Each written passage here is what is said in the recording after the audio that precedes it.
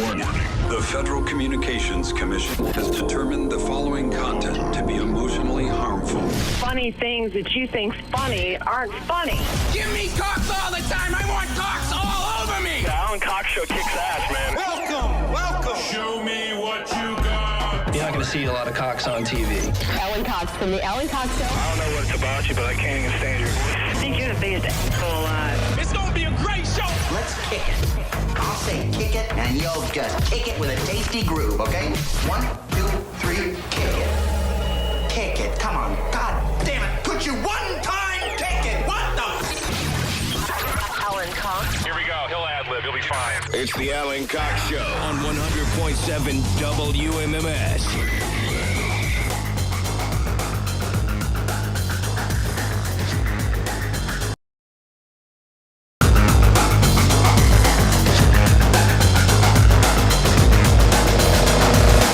Hey, what's going on, gang? Good afternoon. Hi there. Greetings, welcome, high fives, fist bumps, all that. Thanks for showing up. My name is Alan Cox. Thank you for being here. Say hello to Bill Squire, who's right over there. Hey, creepy hugs, everyone. Thanks for listening to and watching this episode of the Alan Cox Show. Don't forget to like, subscribe, and share a cold one with the boys. Mary Santora is back. Hi, guys. No babies. And Poundcake is back behind the glass. Afternoon, white people. Mary and Poundcake were both out on Friday. Mary was on the road. Poundcake was on the ropes.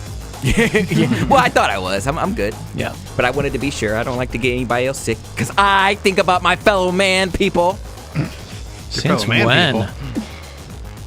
Since my job depends on it, I don't want to get fired for giving you COVID. It has nothing to do with our well-being. No! I'm willing to sacrifice my $36 per show to make sure everybody else is safe. Wow, we pay you that much?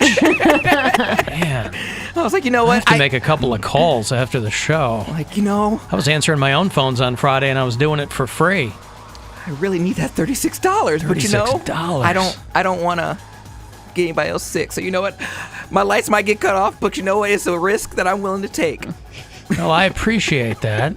For you to sit there in darkness and wait for your test results to return. Oh, it was instant. I had to go to my mom's house, and I got a rapid, or the one that they use in the hospitals. I don't know. They got the PCR test or whatever. She's wipe a bunch of them?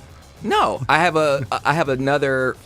My brother's fiance works at a clinic, and so she got some. So you're surrounded by medical professionals. My whole family's. I'm the black sheep, if you pardon the pun. I'm the black sheep of the family. Our local library gives them away for free. We just go and get a bunch of tests from the local library. Damn, rich-ass library. And then when something happens, I think there's a lot of libraries that do that. I think maybe the one downtown. And yeah, mine wasn't the... Because I was real uncomfortable with it because I thought I was going to have to go to the clinic and get the one that goes all the way up the nose. And they're like, oh, no, we don't do those anymore. I'm like, well, what do you do? And they just... And now they have a friggin' pill. No, this one was 10 circles around your nostril, each nostril. 10 circles. Well, isn't that what you just described? No, swab? one that there's one that goes all the way up. Where they stick it deep in. Oh, they don't do that anymore? No. Oh, well, the tests we have, that's what they are. Yeah, that's why they're free. You touch your brain. I mean, in a pinch, it's fine. Well, because she asked me, she was like, do you want to do it yourself or you want me to do it? I was like, I can't inflict pain on myself purposely. And she's like, pain? She's like, it just goes around your nostril. I said, huh? She's like, yeah, you do 10 circles. They make me sneeze real bad. Every time I've taken a COVID test, I get it up there for like 2 seconds, and then I have to sneeze and put it back in. I think that's a natural reaction. Dang it. Well, Poundcake, you had one of those deep nose swab tests in the heart of the pandemic. Yeah, that was we a long all time. had them. It's at different points. That was a long time ago, and she asked, did I want to do it myself? And I'm like... Oh, you don't want to do it yourself, I see. No, because I don't think I don't trust myself to do it correctly. Like, I would be like, it's just a little bit in there. Yeah. Like, I'm not going to be like, shove it all the way up there. You're a little nervous Nelly, aren't you?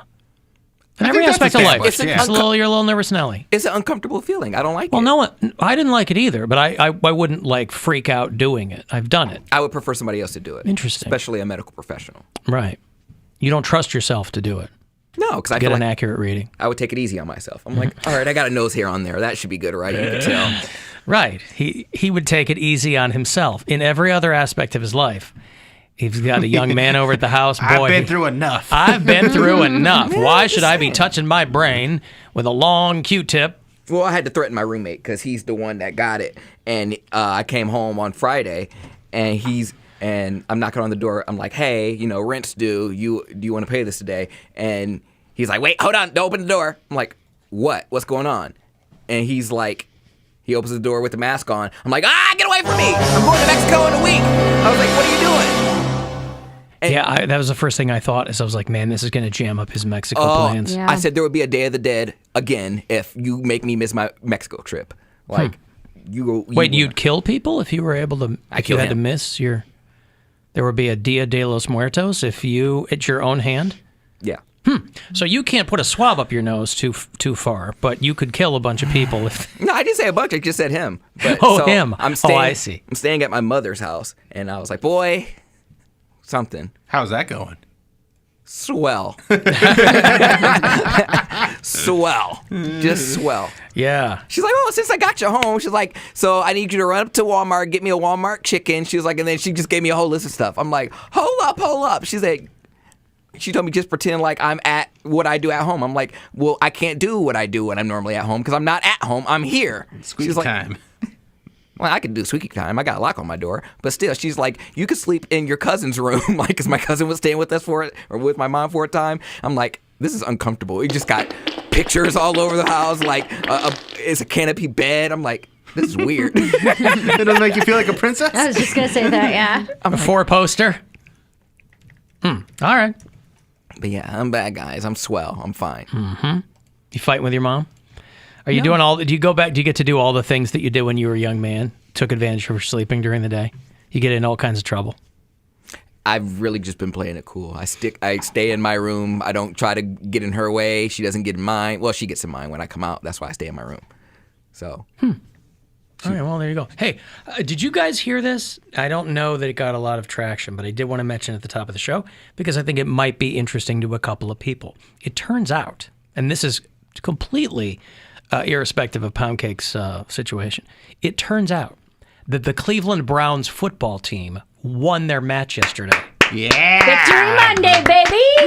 They ain't win. Dude, we annihilated. Not without Odell. It was Who do such you a think good we are? game. It was such a good game. There was yesterday. like no stress watching that game No. yesterday. It was so nice. I was like, I was just smiling the whole time. well, I was just like, what is happening? Like every play is something awesome, offense or defense. It was wonderful. The only stress there was at the beginning of the game. They had that drive where they got down to The 1 yard line. Well, they were around like the 6 or 7, but they threw a pass on an interception on the 1 yard line, and it got returned for a touchdown. And after that, it was just kind of coasting. Yeah. Just kind of coasting. I was driving home. Hasta la vista, baby! Nick Chubb touchdown! Did he get any touchdowns yesterday? He had 2 touchdowns. 2 touchdowns. Man. One just kind of like inching over the pile of people, and then They were one going crazy a on 70-yard Browns run Spanish. on the other one. He was killing it. But because he's your guy. He's my guy. Yeah, He's my Nick boo. Chubb. Yeah. He's Cleveland's guy. Everybody loves He's him. everybody's guy, yeah. We can't get enough of that Chubb. I was driving home from Cincinnati, 209. so I was listening to the game for the first part of it, and I was at a red light, and I had like my windows down because it was nice yesterday. And You were playing Squid Game. I was playing Squid Game, Yep. yes. When Denzel Ward returned that 99-yard pick six, I was screaming at the top of my lungs. I'm just like, whoa! Like, In your car. In my car. Yeah. And people Flipping were like off Bengals staring fans at me in like, Cincinnati. what the hell is wrong with this girl? Sure. I was freaking out. It was so great, though. Well, Terry the Goat had an awful weekend. So, I think she picked one crazy upset, though. well, she picked the Chargers over the Eagles, and she picked the Colts over the Jets, which is not an upset. And she picked the Browns over the Bengals. She went 3-9 this week. I thought she had picked the Jaguars over the Bills. She did not pick the Bills over the Jaguars. Nope. So, yeah, she's had her worst week yet. And tonight is Bears in Pittsburgh to play the Steelers. Monday Night Football. I will be watching that game, but I was busy eating McRib yesterday, so I didn't Saw see that video. the Browns game. But, so congratulations. They say that Odell Beckham Jr. is probably going to play for the Seattle Seahawks next. And the rap on him was that he made people nervous. He made Baker Mayfield nervous. And if that was the case, then I guess it's the right move to move it was on. The right move. He's a to drama not have queen him there. anyway. Which one? Odell.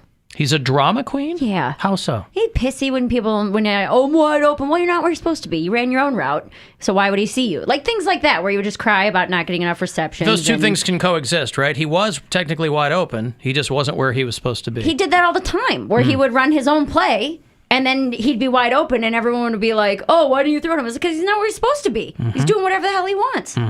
So what are you supposed to do? Reward that kind of behavior? Why would a guy do that? Because he's a drama queen. But you're trying to win games with your TEAM.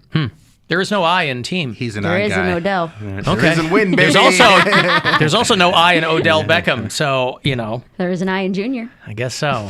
Yes. I've got to take a break. Another chance for you to grab some money. Is there an I in 1,000? No. But there could be, right? Do some quick math there. $1,000 with your name on it. Chance for you to go fund yourself coming up at 2:30. So listen for that keyword. The Alan Cox.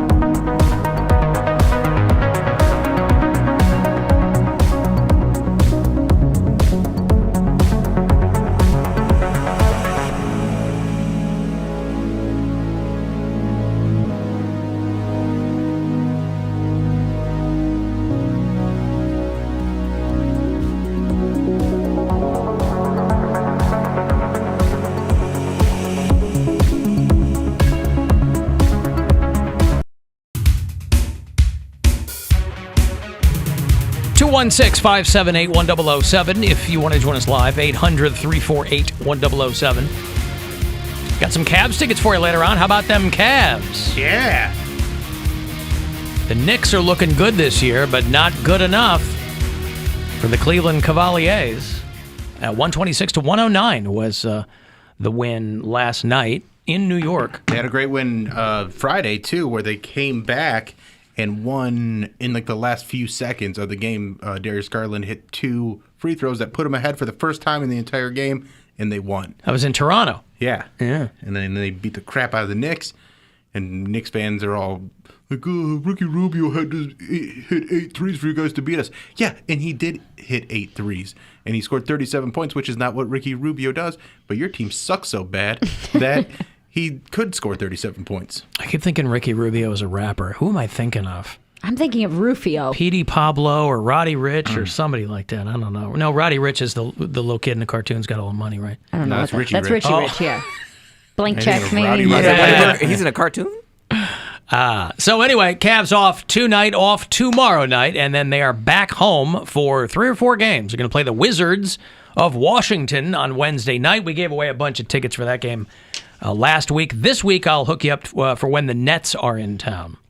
The Kyrie Free Nets on November 22nd at the Romo Fijo. So those are at around 4:20 all week. Paul Stanley's father died. Now, Paul Stanley's dad would have been 102 years old in February. So he had a really good run. William Eisen, of course, Paul Stanley's real name is Stanley Eisen. And his dad died over the weekend. And it occurred to me, it must have been amazing for his father to not only see his son do amazing things in rock and roll, but just to be a man of the people. His son was also a mass transit operator. His son was in the service industry for a while. His son was a part-time meteorologist, as we've chronicled many, many times here on this show. And, I think is underrated as a true Renaissance man. Is there any chance that we're going to get audio of something like, here's Paul Stanley eulogizing his dad? I don't know about that. Here's Paul Stanley standing next to a coffin. No, they're Jewish, so I think, you get them right in the ground. Who likes sitting shiva? There you go. Yeah, I don't know. But, that's kind of what you'd like. You'd like to see, at least I would. My grandmother died just shy of 103. And, my parents are in their 70s. My mom is 73 today. Hey, happy birthday. And, Happy birthday, Mama Cox. So I would, Mama BBC. Everybody would like to be able to spend that kind of time with their parents. So condolences to Paul Stanley and, of course, the Kiss Army at large. The band, of course, recently canceled their residency in Las Vegas. They say because of COVID protocols, but I've heard that they were just having a hard time selling tickets. Which is no shock when you've been doing a farewell tour for 20 years. Everybody who wanted to see you, because they thought they wouldn't get to see you again, saw you. I got to come to see you in Vegas. Nobody wants to see a guy, Paul Stanley's still in pretty good shape. Gene Simmons, man, nobody wants to see this guy corseted into a black, thing. He's, Corset? Yeah. Nobody wants that. So Paul Stanley's father died. A lot of people died at Astroworld. Dude. That is so sad. This So festival sad. that I wasn't even aware was a thing. The conspiracy theories are already out, saying that it was a satanic ritual festival and But you don't need all the symbolism. You don't even need conspiracy theories. I mean, when you have 50,000 people. Again, I'm fascinated. No one died at Coachella. But people have died many, many times at shows in the past. Pearl Jam had people die at a show in like Denmark 20 years ago. The Who had people die in Cincinnati in the late 70s. The rap on Travis Scott, who I couldn't tell you one song the guy does, but I guess he's crazy popular. Sicko mode. Again, not ringing any bells there, but I mean, for a year, I thought he was Travis McCoy. I don't know who this guy is, other than Kylie Jenner let him leave it in a couple of times. That's what I know about the guy. And frankly, if you're going to be tied up in litigation for the next 5 years, I guess it's good to have a billionaire baby mama. That will go a long way. I didn't know this, but this guy, the rap on this guy, though, if you'll pardon the pun, is that he gets people worked up at his shows, which any performer would do, but kind of goes, like he had people telling people to jump off a balcony at one of his shows. He did Lollapalooza years ago, and they shut him down after 3 songs because he was trying to get the entire crowd to go bananas. I'm always fascinated at the people who want to be in front at a giant festival show. That is the very last thing I would ever want, is to be at the very front of tens of thousands of people. Yeah. I've done it for the Foo Fighters at Sonic Temple, and I'm a big guy, so like I was okay, but what I trying to put their hands in my pockets and steal my wallet. Yeah. Oh, really? Yeah, I kept having to so I'm standing there watching the concert, but with my hand on my wallet because there was somebody that kept feeling around in your back pocket. It was in my front pocket at that. Oh, wow. I was just holding on to it, and so after 45 minutes of that, I'm I'm just gonna move back a little bit. It's annoying, and then you do get put. I'm big enough that I wasn't getting crushed, but I also was trying not to crush other people too. And some bands stop. So, Travis. Dave Grohl famously. What's that? Dave Grohl famously Dave stopped. Grohl, Slipknot did the Download Festival years ago, and the crowd broke the barrier, and the band stopped. And apparently there was a 30-minute lapse between when people started getting trampled or whatever, and they stopped the show. By now, people have probably seen the videos that have gone viral of the girl and the guy screaming at the camera operator to stop the show. I saw the one where they were trying to get the girl over on the gurney, and they drop it, and she just hits the ground, and she's completely out, and it's her boob pops out. It's really upsetting. See, I didn't know what was going on. Sounds to me like maybe there's a silver lining there. Unconscious boob isn't great. Unconscious boob isn't great. It's really not. It's a consent thing. But the boob doesn't know that it's unconscious. Right, but it's also not. It's But not you good do. boob. Yeah. But you do. It's not good. I mean, boob. I do, but it's embarrassing. It didn't boob. get pulled out; it fell out. Yeah. Yeah. Well, it fell out because her head hit the ground. Yep. So that's you're not really Like I said, whew. silver lining. What Poundcake? Well, I didn't know what was going on. I didn't know if there was a fight that broke out, if they were moshing, because stuff like this happens. I don't understand how Travis was getting sued for something like this, because Ariana Grande's concert got bombed and no one sued her. Well, she wasn't the producer of the show. This is his show. Okay. His and Drake. So he and Drake are going to be in court. The first lawsuit was filed today. So they're going to be in court for a while. Now, again... Is that fair, though? Well, there's a case to be made for the artist not knowing what's going on and how do you prove culpability. But you got to sue somebody, and so they're going to sue him. Well, I think they should sue Live Nation, which I think they are. Well, listen, the people who want to sue are going to sue everybody.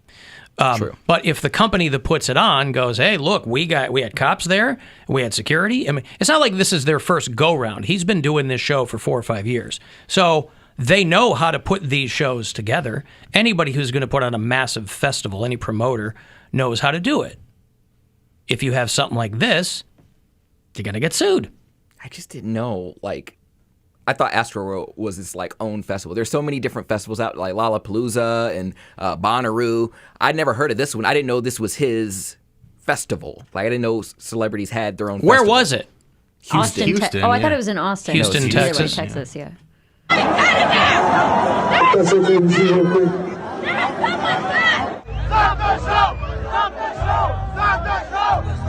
Yeah, so a couple of girls, or a girl and a guy got out and went up and started screaming at the cameraman to stop. The cameraman's like, look, I know I'm the first person you found here, but there's nothing I can do. I can't stop the show. I'm a cameraman. 8 people died, and 25 were hospitalized, and hundreds of people were treated at the scene.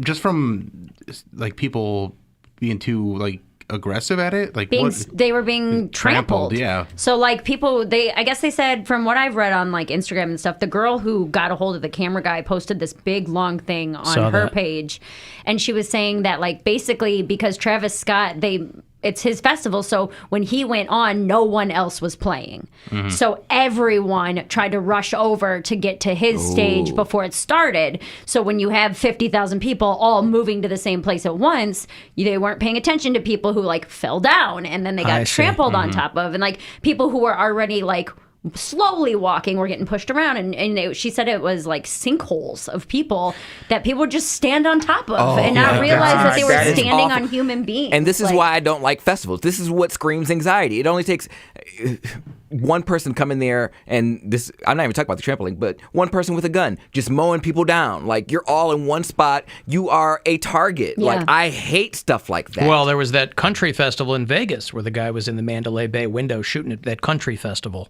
where all those people got killed. That's kind of what was going on there, too, is that whoever's on stage, I don't know, it was Jason Aldean or one of those hill rides. I don't know. I want a nice little box. And, I said I want a nice little box away from everybody else, that AC, my own bathroom. Like, I don't want to be down there with amongst the people. It's a $5,000 ticket. Well, if you're going to do it big, No, I know, because I know. you prevent stuff like this. You just watch the people get trampled. You don't get to be trampled. Or, when I go to metal shows, people will go, hey, are you going to be in the pit? And I go, I'm absolutely not going to be in the pit. Because the pit's not for me, right? Pit's for people who want to get down there and they really are looking for a reason to beat somebody's ass. I mean, get beaten. It's at the end of the day, like, it's all camaraderie, you hope. But when I was at the Gojira show, I always, when I go to a show at the Agora, I always buy a box. So I can be out of the way, so I can watch the show, so I can, whatever. And so I'm looking down at the pit, and it's swirling, and it's people pushing each other and punching each other, and it's all in good fun, and it's fine. But I wasn't that guy when I was 20 years old. I love metal my whole life. I'm not a pit guy.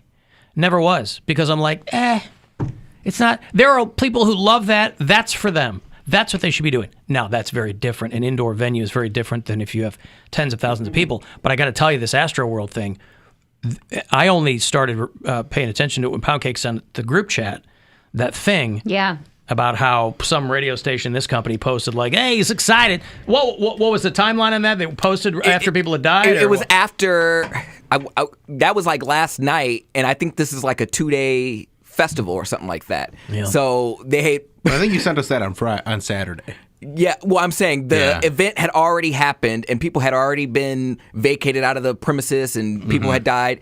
And then some radio station posted like, "Oh, Astroworld's gonna be fired," and I was like, "Ooh, somebody in Web about to get it." I mean, no one in Web is about to get it. Yeah, right. And then can't fire a ghost. But it was literally like the same radio station posted the same article. It was like, so 8 fatalities at Astroworld. I'm like, ooh, you guys need to fix your timeline. Tell you what, though, it made me feel really out of touch because I'm like, Jesus Christ, this many people care about that dude? Yeah. Wow. I mean, yeah. If Houston's where he's from, there's a homecoming hero. I mean, you have MGK. He does his EST Fest, but he doesn't get that. And he does the Christmas XXX Tentacion. So each city has their own hype. No, I get it, but it's one thing to be like a local guy who gets a crowd. It's another thing to have tens of thousands of people do a 180 to come over to see you. Travis Scott's incredibly popular. Wow. I mean, he must be, because, boy, he had that McDonald's Happy Meal. He did the Super Bowl. Must be. Huh? He did the Super Bowl. Yeah, okay. With Maroon again, 5. didn't know anything about him. Heard the name, know who he is. Wouldn't know a song if I heard it, probably. Well, but Kylie Jenner's his girl, so again, if he's got to bankroll some lawsuits, he's in good shape. I saw that there was someone posted, a meme account posted this thing from Kylie's Instagram that was like, hey, we're sorry, we had no idea what was going on, otherwise the show would have been stopped, whatever. And then there was video someone got from the crowd of her, Kendall, and her baby being escorted out while they were still performing. So, it's one of those things where it's like, oh, if you didn't know what was happening, why are you being escorted out through a crowd by 8 security guards? Some people were getting some flack, too, because somebody posted the headline, Pregnant Kylie Jenner unharmed after festival show or something like that. And they were like, yeah, well, she had access to getting out quickly. And his insurance is going to go up. Oof. Yeah, I think so. You're right. I think it's going to go up a couple bucks per month. I got $1,000 here for you, a chance for you to go fund yourself, so listen closely and good luck. The Buzzard wants you to go fund yourself and score $1,000 now. Text the nationwide keyword dollar to 200-200. You'll get a confirmation text and info. Standard data and message rates apply in this nationwide contest. That's dollar to 200-200. Good luck and go fund yourself from 100.7 WMMS. Yeah, he did finally put out some kind of statement on Instagram talking about it. You know, my fans really mean the world to me, and I always just really want to leave them with a positive experience. And anytime I can make out, anything that's going on, I stop the show and, help them get the help they need. I could just never imagine the severity of the situation. There you go. So, those guys are going to be tied up in litigation for a while. 300 people injured, 8 people dead. Travis Scott and Drake are now the focus of the legal action there. Around 50,000 people in attendance at NRG Park. Is that where the Astros play? This wasn't a stadium thing, was it? No idea. I don't know. I don't know where it was. I don't think it's where the Astros play. There was live at the Mountain? Live stream from Utopia Mountain tonight? Don't know. There was famously a Who show in the late 70s in Cincinnati at the old Coliseum. It's got a different name now, but it was the Coliseum in Cincinnati, and 11 people died outside the venue. They got crushed up against the gates waiting to go in, I think. And WKRP in Cincinnati did an episode that ends with that show, and they got all somber on this comedy. You ever see this episode of WKRP in Cincinnati? Where they're like, oh my God, we promoted the show and there's dead people. Episode, yeah. A very special episode. Ah, Venus, I feel so ashamed.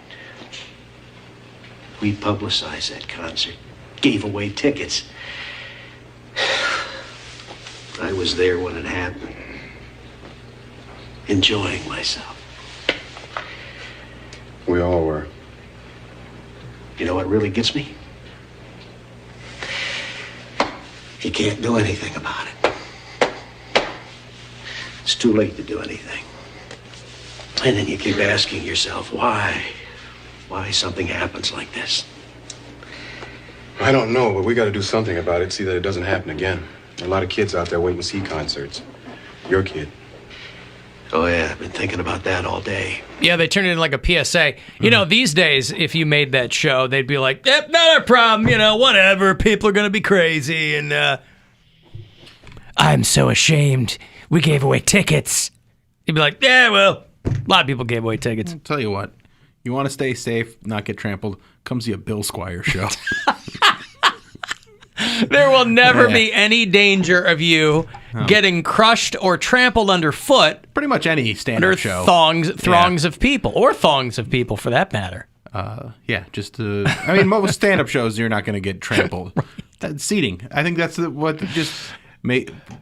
seats. It keeps people safer. Imagine if they had this show and it was all seating. Yeah. It was all nice seating. Mm-hmm. Everybody get up. We can't.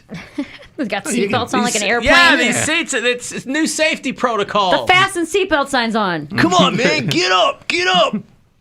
I literally can't. I'm sorry. Hey, Mike. Hey, Alan, I hate the show. Hey, what's going on, Mike? Hey, I wanted to comment on this Astrofest thing. I think first off, I think it's just shame on Live Nation and the promoters. Like, crowd surge is a known quantity. It happens all the time at big fests, and it's not like a theater where there's lights facing the stage. All the lights are facing outward, so when you're on the stage, you actually have a pretty good view of the crowd. And so, Travis Scott's a young, inexperienced performer, so maybe he doesn't know what he's doing, but somebody's got to come up there and say, hey. Yeah, I guess so. I get 30 seconds. But my thought is also that plenty of shows like this go off without a hitch. Mm-hmm. So I don't know who. Obviously, people die, and that's an outlier, and you want to sue somebody. But I don't know that this is going to be a situation where they'll settle with the families or something, because there are all kinds of festival shows where this doesn't happen. So or someone will get hurt and they'll fall down and they'll but for 8 people to die, that is incredibly high. Is like, it? 50,000 people? I'm in no like, way minimizing it. I'm simply but saying. Like you're saying, for all these other situations where there's 50,000 people at a concert and nobody dies, for 8 people to die at a concert when there's been so many concerts over the years and it doesn't happen, 8 is so many people. Concert organizers advise staff to notify event control using the code SMURF because they never wanted to use the term dead or deceased over the radio at the venue. We've got 8 Smurfs. We've got Smurfs. Code blue. Yeah, I mean, Alan, the other thing is there's also the cultural thing where it's kind of like the days are gone of like where you graduate into big events where you go to local house shows. Then maybe you graduate up to the Blossom Show. Maybe you go to the Ledges for a weekend or Hookahville or something like that, and then eventually you work your way up into the big festival events and can handle yourself in a crowd. Most of these people were young teenagers or early 20s, probably some of their first big crowd experience. Yeah, that's what sucks. Something like that. Yeah, but again, if you're putting on your own show, you're just like, let's sell an ass load of tickets and see what we can do. And, I don't know. I think he's talking about the inexperience of the audience, that they're not used to this, that they didn't go, they probably haven't been to a lot of concerts in general, let alone huge ones. So they're getting swept up in the panic of everything. And then they're rushing and they're trampling people and they're trying to get to the front of the stage and trying to do whatever they can and kind of disregarding, like there's almost like a societal thing where it's like, hey, we're all kind of in this together, so let's, you push to but you don't trample. You don't knock other people down. If someone gets knocked down, help them up. You help them up, and you try to keep everybody safe. Golly, over the last year and a half, we've heard so many "we're all in this together" PSAs, Bill. You would have thought people would have taken that to heart. All these young kids don't watch all TV. These kids. The virus killed off all the old heads in the back, trying to show people how to act in a big crowd. I think there's a lot of problems that went on that accumulated in here, but I mean, shame on Live Nation. Like you got to stop. You got to turn the lights on for a second. And I know there's people saying stopping the show would have caused a bigger riot, but there's a pause button. Like festivals stop all the time. I've been at giant festivals. Yeah, they stop them all the time. Yeah. They'll be like, "Hey, there's some people up here in front, and we're going to stop whatever." Because lightning comes within a certain mile everywhere. You have to send everybody out of the venue, right? Yeah. Like that happens every summer. Hey, thank you, Mike. I got to move on. Thanks for the call, pal.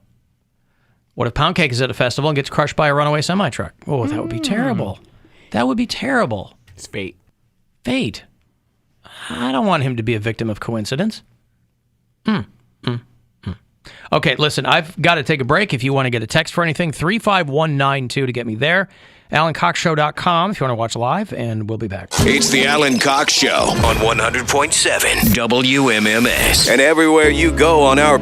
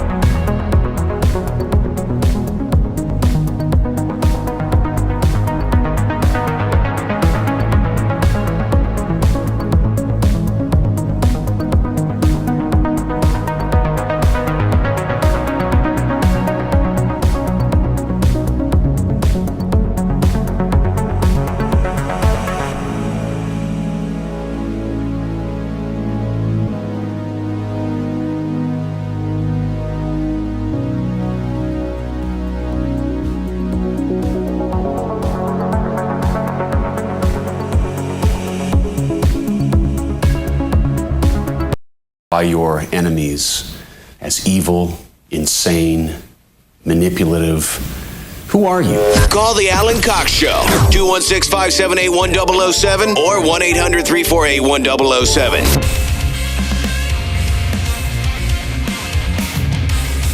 35192. Want to send a text? I will see them all, even if I don't answer them. If you want to watch the show live, do that at AlanCoxShow.com. Thanks to Kearney McGorkin for helping out today in the video department. I was just looking at some of the new layout for the brand new studios downtown. They're kind enough to send us some kind of update photos as progress is made downtown, and I couldn't help but wonder where the people who help us out in our video department will be stationed. I mean, we'll have to see. I guess so. We will have to see. So much of that space remains unclaimed. Yeah. But they have the move-in date as February 1st, which is my guess. Like, that's my prediction. Mhm. So I have almost guaranteed that I will lose this. Right. You've doomed us all to Guardians opening day. No doubt. That's me. That is Mary. Got some good guests this week. Bruce Campbell from The Evil Dead will be on the show tomorrow. Sebastian Maniscalco later in the week. George Wallace, legendary comedian, has got a new book on. He's the pride of the University of Akron, by the way. Hey. You know, our own Poundcake is... I wouldn't say the pride. An Akron alum. What's that? I wouldn't say I was the pride.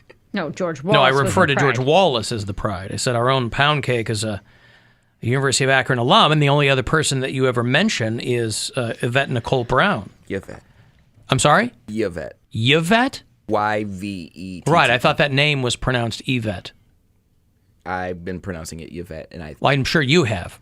I'm just curious how she pronounces it. I've seen her on The View, and I think they pronounce it Yvette. Okay. Yvette Nicole Brown and George Wallace. They never mentioned George Wallace.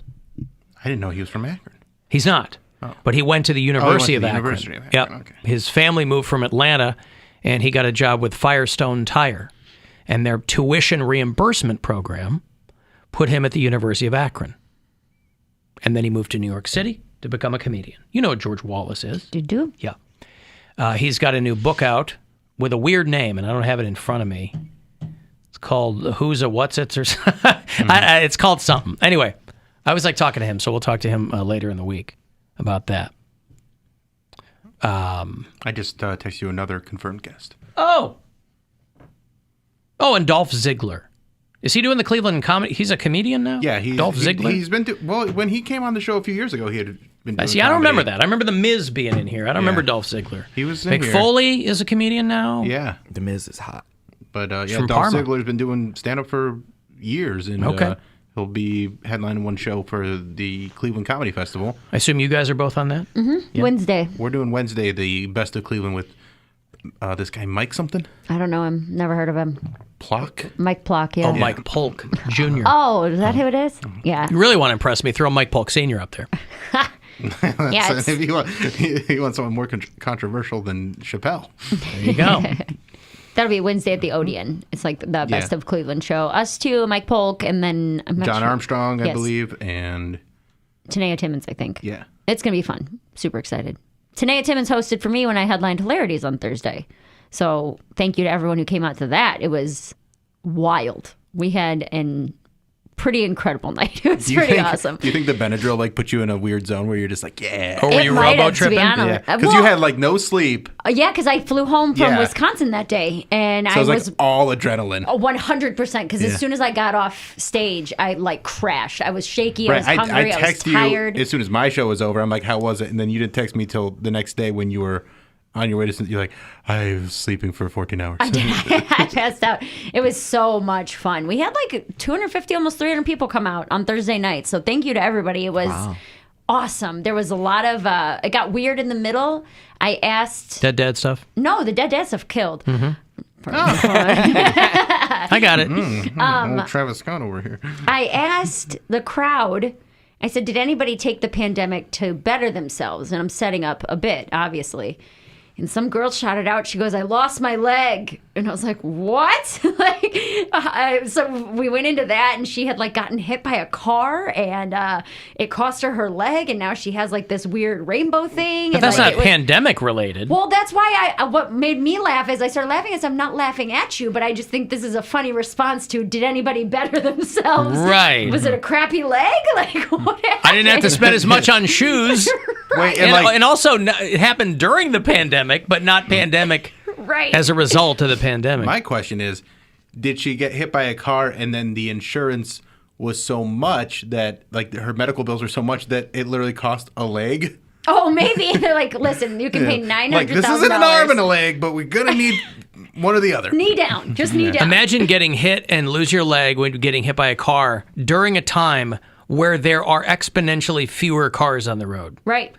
Like, you'd think, oh, I got free reign out here. Yeah, walk around all I want. Yeah. I feel like it would be worse because the less cars on the road, the more people think that they can speed. Reckless. Yeah. What if COVID was just like, what if you could just get COVID in one body part? Like, my arm has COVID, but the rest of my body is cool, so... My arm won't stop coughing. Not coughing, but it's just like, my arm can't smell, my arm can't move, it's numb. I might have COVID in my arm right now because my arm can't smell. Arm can't smell, he says. My arm can't smell. Oh my God, my fingernails have lost their sense of smell, taste and smell. I was reading about it. The hits keep on coming for that Alec Baldwin Western movie, that movie Rust. There was a guy that was on the production team they're closing down the set. They're packing things up. They're shooting this in New Mexico. And a guy that works on the production crew got bit by a brown recluse, and now he might lose his arm. Dude, see, you can't mess with spider bites, man. You got to go get that stuff taken care of. They're super poisonous, but... So they get like the DP dies, this other director gets shot, this guy's going to lose his arm because a friggin' spider bites him. But how do you miss it? I feel like those spiders, that's a tarantula, right? I'm guessing? No. Brown recluse, they have like a flat body. They're not super big either. And I don't even want to Google it because I don't like looking at pictures of spiders. Well, their thing, they're called a recluse because they're always hiding, and they only bite if they're threatened. So if you're packing up boxes and stuff that have been sitting for a while, one might have crawled in, and then you go to move it, and it... And it has necrotic venom, so it bites you, and it immediately starts killing your tissues and your cells and the whole thing. Oh, no. Yeah. So he was helping to pack the production up out there in New Mexico, and they say that he has already had multiple surgeries. They're doing their best. It's basically like flesh eating, when people are getting flesh eating How long do you have virus. Well, it depends on how much venom gets in it, if that makes sense. So, like, if you Mary see... Sue Irwin over here, Bro, I love it. All I did last week was look up spider bites. That's all I've done for the last 10 days is research spider bites. Because I was like, please don't let this be a brown... You know what I mean? But... It all depends on how much venom gets in it and how quickly you get it taken care of. So if you can get to the ER like within an hour, and then they can take whatever venom is out and then start treating you right away, that's what matters. But some people either won't know they got bit or they won't see it for like a day or two, and it'll like start. It literally your skin dies. See when it starts turns eating your skin black, away. And yeah, it's what's real going on gross. with your leg? Is it getting better? Fine. Yeah. Great. Are you being facetious? No, or I'm on today's day 8 of antibiotics, so everything's gone. The swelling's gone. It's all healed up real nice. I got 2 more days of pills and Still don't know the origin of the bite, though. No. That's your X factor right there, because if it lives in your apartment, it could be Here's bad. why it doesn't live in my apartment. Because if it did, why would it have transferred onto my body, waited all day, and then bit me that night? I was gone from noon until 1 in the morning the day that I got bit. Which What do you mean means transferred onto your body? Like, it wouldn't. Why would it need to hitch a ride? Well, if Why I couldn't didn't it just get, bite you? and it 'Cause she didn't didn't feel show the up bite until till 9 later. o'clock at night? Yeah, I But don't know. didn't you just say that sometimes the bite doesn't show up till later? No, I'm saying you might not feel it, but the itching and the reaction and stuff like that definitely happens. So you got bit off premises. That's what I'm thinking, because everyone's like, "Oh, the spider was hiding in your boot." I was like, "All day, like just hanging out in my boot," and decided And then finally to it's attack. like, I've had enough of this. Right. I saw a headline on one of those police blotters says Rocky River woman with a knife shot in her apartment or something. I was like, I hope Mary's okay. With knife?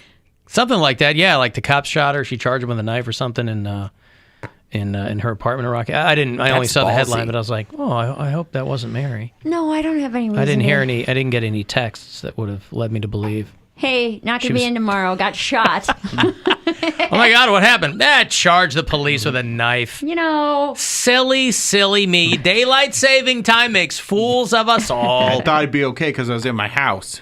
Right. You So- can do anything in your house. I was standing my ground. I was buck naked. I had a butcher knife, and they read the situation wrong, and here we are. Oh boy. No, I didn't stab anybody. All right. Alan, giant pet peeve. Spiders are venomous. Mary said poisonous. It drives me bonkers. Venomous Did I say poisonous? I'm sorry. Well, venomous. I get their point. Venomous spiders and poisonous spiders are two different things, but you might want to ease off the throttle on that one. Well, if you really want to get into it, venom is injected, poison is ingested. That's the difference between venom and poison. Injected with a poison. At least that's what my research has shown me in the last.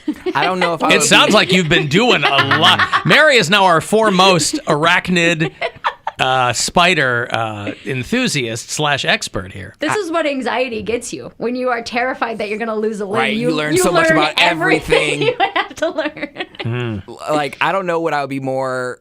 I don't know if I would be more scared or grossed out. Like, I hate spiders so much, but I'm scared of them and I'm grossed out by them at the same time. So I was like, ew, I got bit by a spider. And I'd be like, oh my God, I got bit by a spider. I think I would just be in shock and like unconscious at the same time.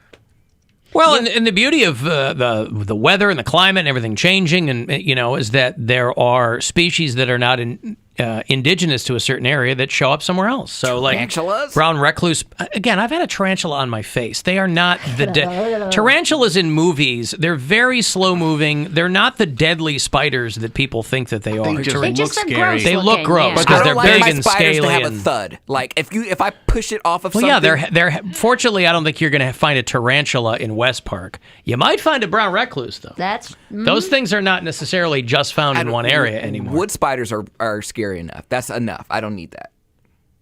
But tarantulas, depending on the kind, I mean, there are venomous tarantulas or poisonous, whatever it is. Who cares?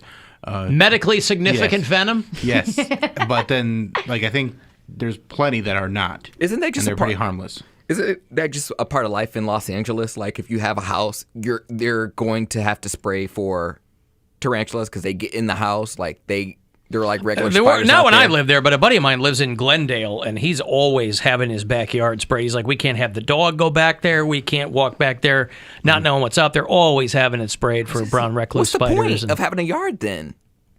What's the point of having a yard? Well, you just got to be careful where you're walking. But like if your dog can't even go out there and poo because Well, that's what the front yard's for. Okay. Yeah, pooping is front yard activities. Yeah, well, out there it is. And you can't water your lawn, so everything's dry anyway. So it's not there for aesthetic purposes. Alan Cox Show After Hours line. We got a lot of messages on there over the weekend. You can call anytime you like. It's 216-986-8903. Hey, Alan Kelvin can't listen to the podcast from Friday when Gwen said in. As a fellow P1 listener to Joe and Philly, I just want to call and congratulate him on the 3 years and 11 months of not crapping his pants at work. I also think we need to recognize the anniversary of on that call when he talked about pooping his pants. He used the phrase "press out the wetness."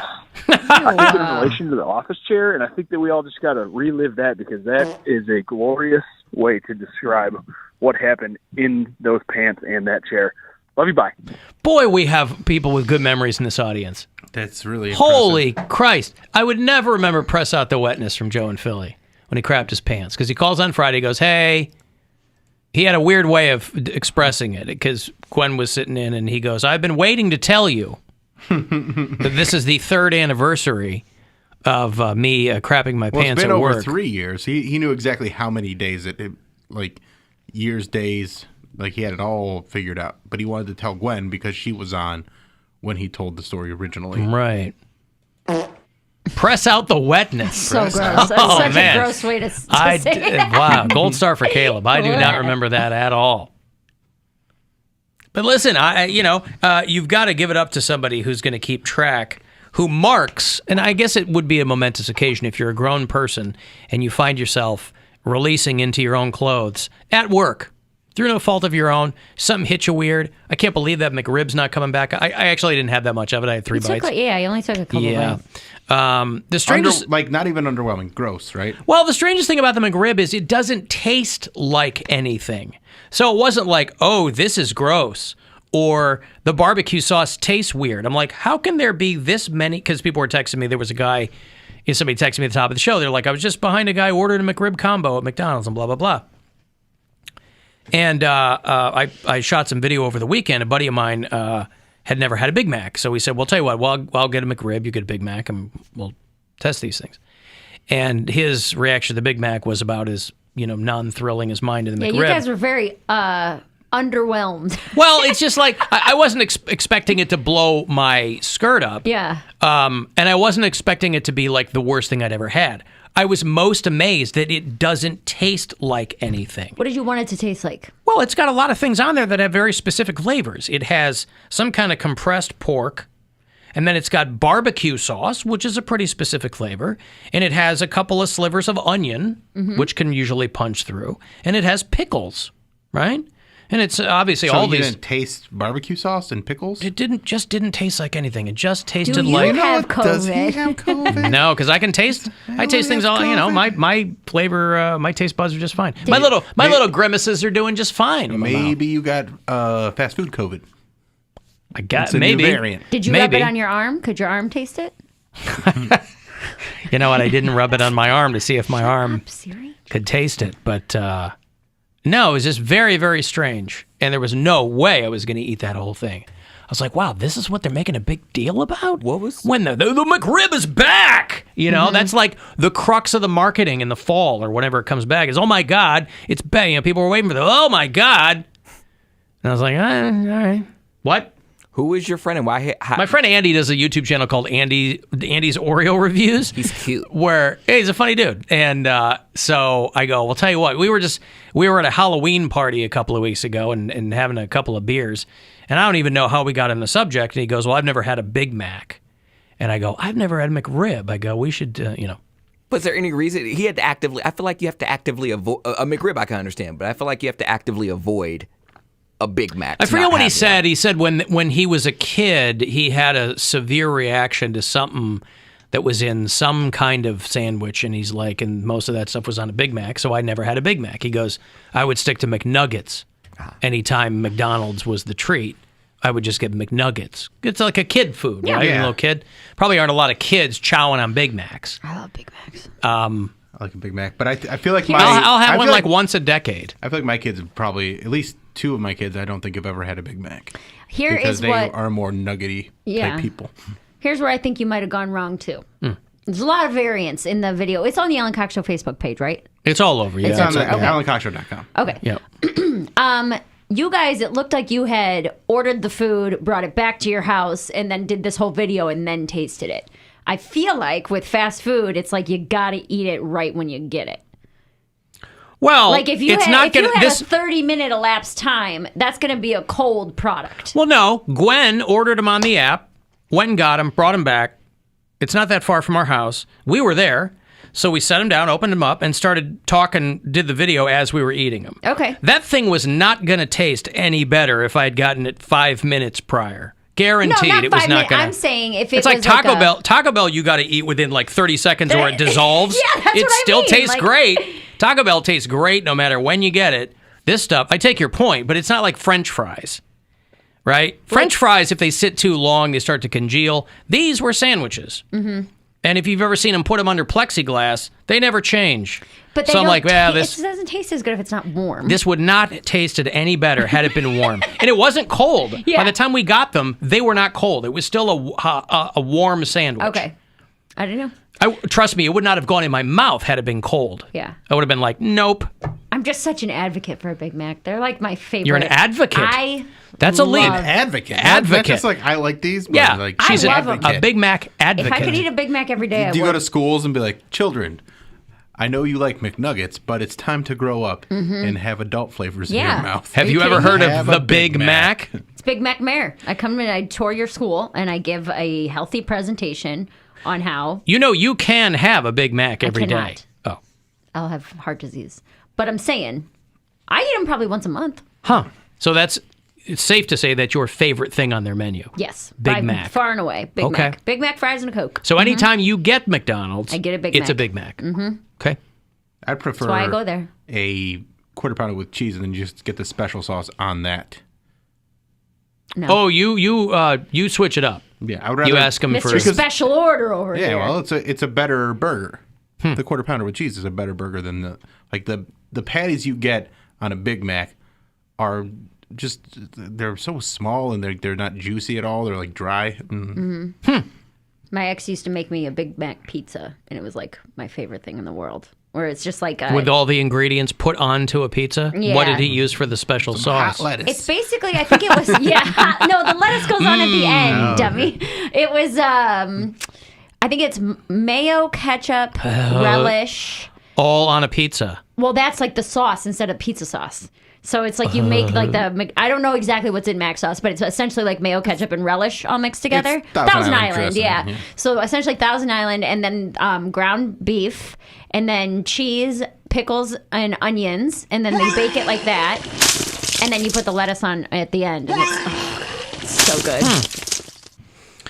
What you are describing sounds very much not good. It's delicious. But I'll take your If you don't word like Big for Macs, it. then yeah, you're not gonna like it. But if you like a Big Mac pizza is a game changer. Huh.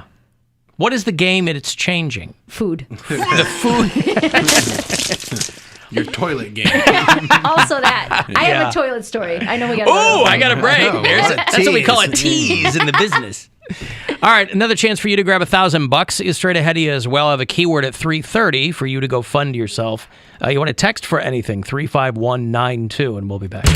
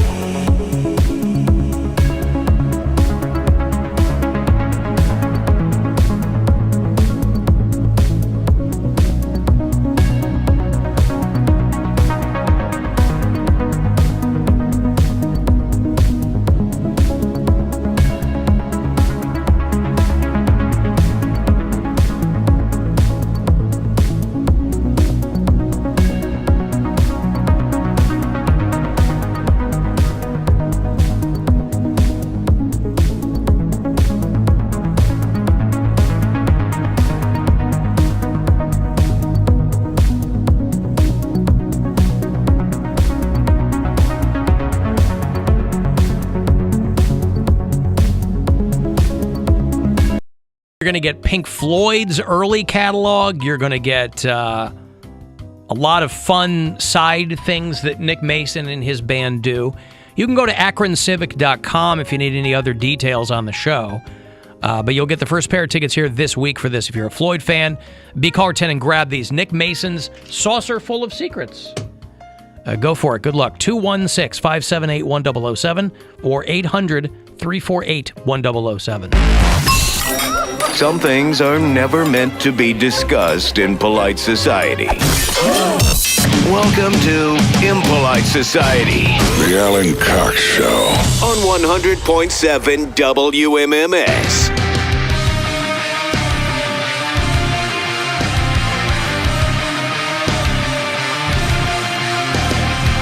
I will have another $1,000 to give to you.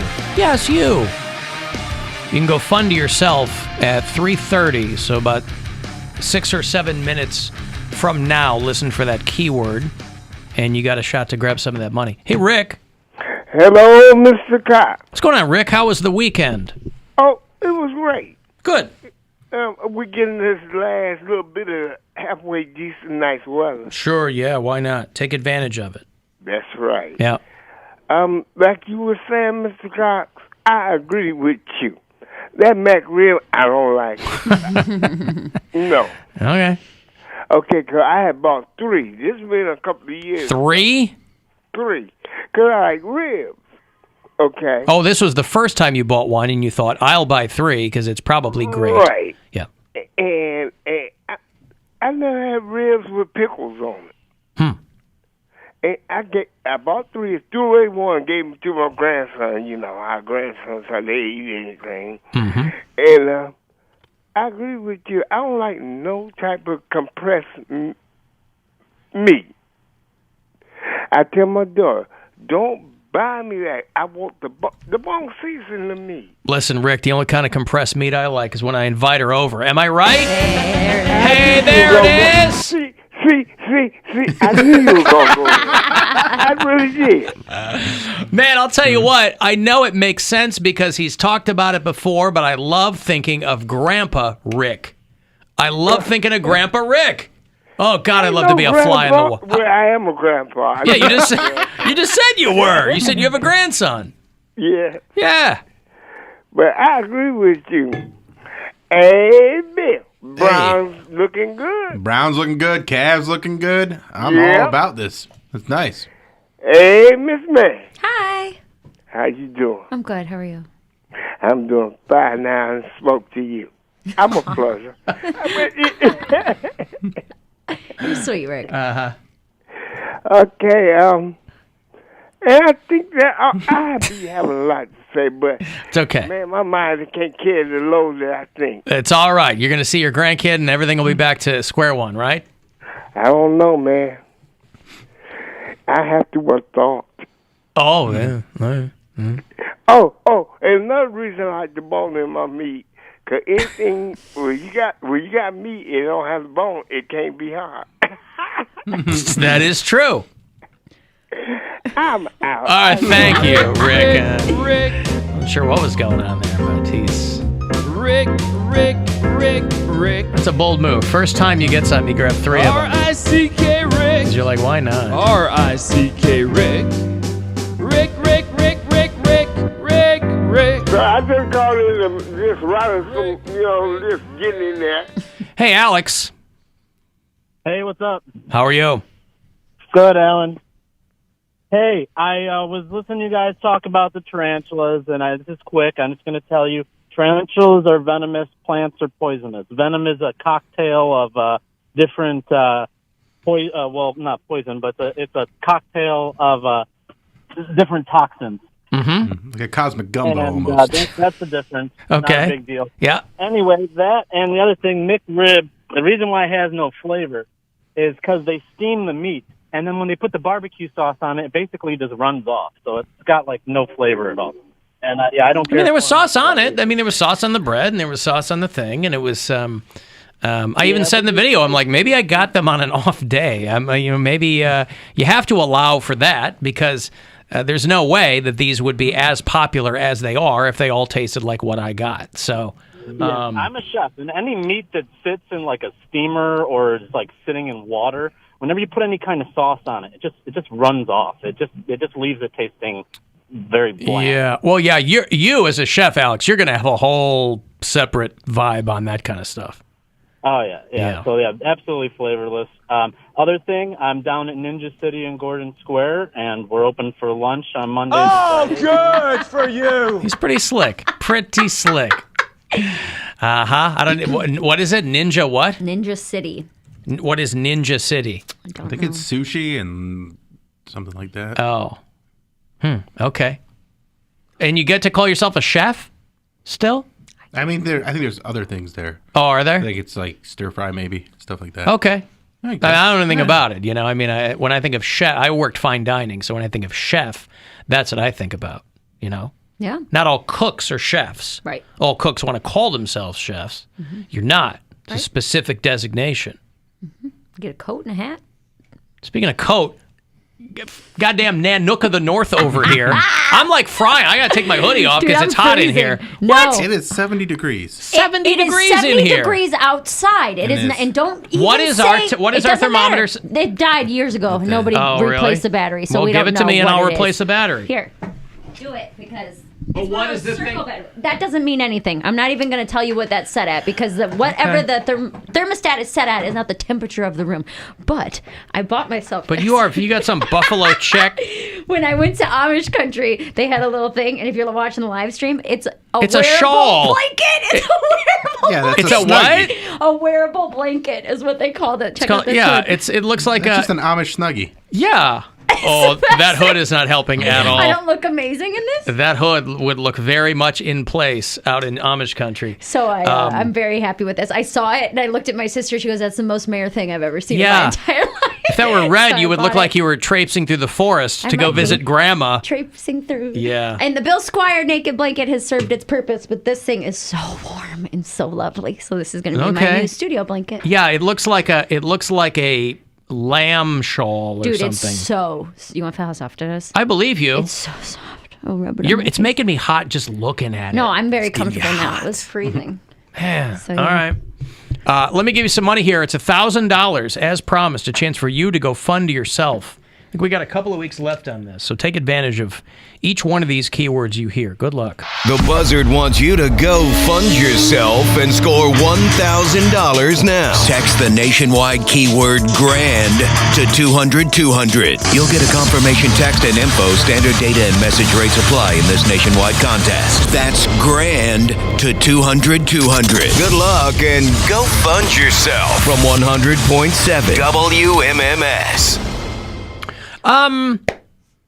Here's a little easy way to remember this that people are telling me. If it bites you and you die, it's venomous. If you bite it and you die, it's poisonous. Now, what if I bite a venomous spider? You both die. We wouldn't both die. Well, that's the injected versus ingested. So That's is- what I said. So is Venom poison? is- Go ahead. So is poison ivy venom or poison? It's poison, But you're not ingesting it. You don't but you're breathe. you're putting it on you. Okay. Venom is in animals. I don't think there's venom is specific to living things, right? You can't say that a Plants are plant living is things. venomous. No, but A poisonous. I mean, what you said and what these people are saying, it sounds like an easy way to remember it. yeah, venom is injected. Poison is ingested. Is Mary cosplaying the Harrison Ford 1985 movie Witness? No, I mean, she's not dressed like an Amish person. No, it's a blanket. But it has a very fastidious look to it. It's It's a robe, but they put buttons on it. She It looks very like a much looks lumberjack's baby. I'll be a lumberjack's baby. I don't care. It's warm, man. I'm a lumberjack's baby. All right. Anyway, this is the perfect thing to have you in as you tell your toilet story. Oh yes, my toilet story. So Uh-huh. over the weekend, I was down in Cincinnati at the Liberty Funny Bone with Dan Cummins. Had a Toilet, I get it. Yeah, you toilet, get it. You Cincinnati. get it. Yep, gotcha. Baker Understood. Mayfield's toilet. Took a dump on them. Handful of listeners came out. So thank you to the Alan Cox Show people. Had one person scream out "hate the show" in the middle of my set, and everyone was very confused. Yep. So that was nice, but it was great. And then so we went and had breakfast on Saturday morning, and you're in like an outdoor mall, so kind of like a Crocker Park. Imagine if there there was a comedy club in Cracker Park. And so we had breakfast. I'm walking around and shopping, just kind of, wasting the day. And I was like, oh boy. It like hit me like a ton of bricks where I was like, I need to find a toilet now, like immediately. And so I was trying on shoes at the time, and I felt so bad because the woman was like getting me another size of shoes in the back. And then when she came back, I was gone. Like I had to go. Starting to sweat? Yes, it was definitely that where like you have to clench your butt and walk fast at the same time, which is just such a silly waddle to do. Been there. And so I get to the bathroom and release. And when I turned around and I wiped and I looked, it was like red. And I was like, oh my God, I'm pooping blood. Like I'm dying. What the hell is this? Like I'm freaking out. And I was like, okay, what could it possibly have been? And I'm like Googling all these things that like what makes your poop red. You hadn't had a beet salad or anything? I did. There was beets in the hash that I had. That's what always gets me. But it was like 2 hours before that. Yeah, beets will run through you. I didn't know that Works because I was fast. like, there's no way my digestive system worked that fast that all this beet juice is coming out. And then it was like today's the first day that I haven't had anything red. So I was like really on edge all weekend because I was trying to remember what Dr. Berglund said. I was like, does he say ignore the poop that's red or the pee that's red? Ignore the pee that's red. Right. I was like, oh no, I can't go back to the emergency room. And the darker it is, the longer it's been in there and the sicker you are. Yes! Right. It's bright red. I'm still good. Okay. I'm not terminal yet. But yeah, the beet. That's why I often wonder, like, people who eat a lot of beets, what if they were dying? They wouldn't know. How would they know? It was one of the most startling things And they would I'd think ever it would be seen. the beets that killed them. Maybe. They were beaten by beets. Yeah. By Dre. I was so scared. Like, because when you first see it, I don't eat beets. I don't even know if I've ever had a beet or how long it's been since I've had a beet. And I was like, oh my God. And I'm in like this public restroom and I'm like, oh my, what am I going to do? I gotta go. I gotta go do something. I have to find somebody. But then I was like, beets. You figured it out. Go find somebody. I don't know. I don't know what. I was freaking out. I was panicking. So let's walk through this. Would you have tried to find a proctologist or something, Yes. or a doctor of some kind? Dr. B. I would have just live streamed from the toilet. Hey guys, getting the old chute checked out and make sure that everything's 5 by 5. No, okay. it was just so startling. I still don't know what happened to me on Friday. I was in the men's for a full hour, not a full hour, starting an hour before the show on Friday. I was in the bathroom every 15 minutes. Something hit me, and I just, whatever. Yeah. So by the time showtime, I'm like sweating. You were number Something 2? happened. Oh, yeah. Wow. Yeah. I don't know what happened, man. I was He's like, got diarrhea, can't taste things. something hit me, and I was like, oh my God. I'm going to have to throw best stuff on here. But it went through me pretty quickly. I don't know what it was, though. And then it was one of our best shows ever. Sure, there you go. Yeah, I just envy people who could poop that quickly, like in a commercial break. Like you know your body, like it's gonna be plop plop, and then wipe, You could though. I can't. You just you've conditioned yourself to sit there and kick back for 30 minutes. I've never taken like a 3 to 5 minute poop in my existence. I've never had that happen. Because you've never been a DJ. Are you pooping the whole time you're on the toilet? Yeah. Well, no, but like it's in between poops. Like I'll plop, and then it'd be like. And then 15 minutes later, there's another plop? Not 15 minutes. I could probably do it in like 7 to 10 minutes. That would be the quickest, I think. See, I wait. Not 3 to 5. I wait until it's like coming out. Like yeah, I it's will coming out wait- like a pee. Yeah, like, right. And not like consistency, but like that quick. Like it's Yeah. all going to come out in one big clump. A couple minutes, maybe 2 minutes. Yeah. I'm waiting. Wow. Until I'm like, I gotta go now, because I don't want to sit there for 20 minutes and just. Oh, here's one. There's one. Wait until it's ready. I'm giving birth in this bitch. But even if I was waiting, I'm not waiting in between poops to let another poop show up like he's doing. Go do like something. I'm going to poop, and then if I have to poop again, I'll poop again. I think 7 to 10 minutes is reasonable. Like I think that's normal. 3 to 5, like you could go within a commercial break. Like I've done it. I do it all the time. Yeah. There were students in when I was in high school that could poop in between classes. I'm like, you can poop in between classes? Oh no! If I ever have to poop at school, bitch, give me the pass. I'm gonna miss this class. Right. I never That's a pooped good. at school. It's a good skill to learn to be able to do that quickly and effectively. Yeah, I don't even know if it's a skill. I think it's just how most. It would be for people's him. bodies work. That's Yeah. something. It sounds like something he would have to learn to We do. had 5 minutes in between classes, and they would let it out between it. I'm like, wow. If I had to poop, I would just go home. Like if I was at school and I had to poop, I'd just be like, guess who's going home today? Especially I'm not feeling well. Yeah, because you hated school. Well, I hated school, and also they didn't have doors on the stalls. Yeah, they didn't have doors on our stalls either. Oh, I'm not gonna really? sit there. What, That's they think crazy. people are Yeah. shooting up in the bathroom? Oh, No, but no, that's people were also smoking. a boy thing, maybe. But smoking, Yeah. you're going to smell and see. They don't care. How are you going to That's hide that stupid. behind a door? Not It's only- the dumbest thing. Oh, my God. But I would never So poop dumb. at school. Yeah, not only Because also they It's like a had non-smoking section on an airplane. terrible toilet paper too, and that was important to me. Yeah, not only did we not have doors on our stalls, the stalls were only at like a shoulder's length. So you see whoever's head is there, and I'm like, is this like military style? Like, are we on the Navy ship right now? Why is there no doors, and you can see somebody's like neck Head sticking out? Yeah. Yeah, that's ridiculous. Wow, so many things that you need to go. I don't think that's unreasonable. Just run in and go. Yeah. Just go. No, I'll also- go to the teacher's lounge. So you funk up the teacher's lounge? If I had to go, I would go in the teacher's lounge. How do you get into the teacher's lounge? They would tell me where it was. And I told them, I said, It's not locked? Oh, no, it was. I told them I have a problem. And you can't tell me I don't have a disability. I'm going to complain. So there was a time that I think I had diarrhea or something. Something went through me wrong. And I'm like, either I'm going to go home or I'm going to call my mom. And my mom told me, she was like, call them and see if you could go into like the disability bathroom or the teacher's lounge. And sure enough, I told them, I was like, listen, I have a problem. Like, I don't want anybody to hear me do it. And they're like, oh, that's fine. Okay. But aren't there always teachers in the teacher's lounge? Not in the teacher's lounge bathroom. They walk me in there. But out in the lounge, they're not there? Not if they're teaching class. No, but I mean, what I recall There's is a particular time no one teachers was are in always teaching at different times, so there'd Right. always be one or two teachers in the lounge, I thought. Well, no one was and in they there. would absolutely hear you poop. Well, no one was in there, and I didn't care at that point. I was like, ooh, I got a key. So instead of them going, look, how old are you? Oh, I was in high school. I don't know. Look, what you're age. almost a grown man. Figure this out. They go, okay. Here, go in the teacher's lounge. I was prepared to go home. I drove myself Funk to up school. the teacher's lounge. Cody, you probably haven't been in a lot of situations where you have to poop in an uncomfortable situation. I have, and I just try to avoid those situations. No, I mean like traveling or anything like that.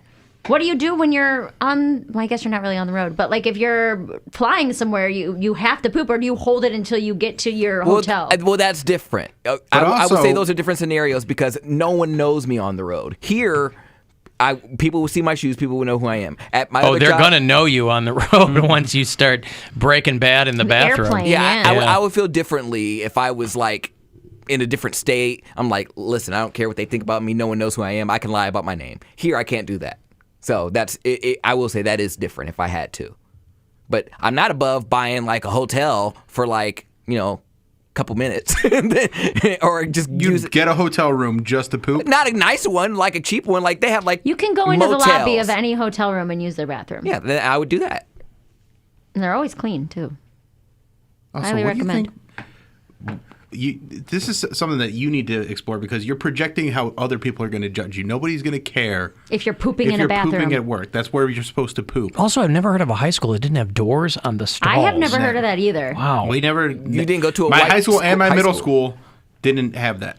That's crazy. People were doing drugs. People were smoking. People I didn't were. go to that's not. People are doing drugs in the bathroom at school? That's the only place where the teachers weren't there. No, but why wouldn't you do them when you got out of school? Because they wouldn't do it now. They didn't want people having chew, like tobacco products, and none of that. So it was literally at shoulder's length and no door on the stall. We didn't have the shoulders. That's a length wild thing, but school, boy. We just had no doors on any of the stalls, and I think it was for like smoking or things like that. But it's like I can't remember a kid ever trying to smoke in school ever. People like were at lunch because I went to the vocational high school, so our school was massive. We had kids from all over the county, and you had a little bit of everything. People were having chew. People would roll their weed there. So you had all burnouts then? We had high school students that were mainly from the country, had nothing better to do, so they had the best weed, the best everything. So But why were they doing it at school? Like I could see that's where they go. Lots of people I knew smoked weed before in the school. parking lot. Yeah, they get high before class. But they're not going to put it in their car. So then, if they have like a dog search the cars, then they have the license So plate. that's what I'm saying. You went to a school where a dog was searching people's cars.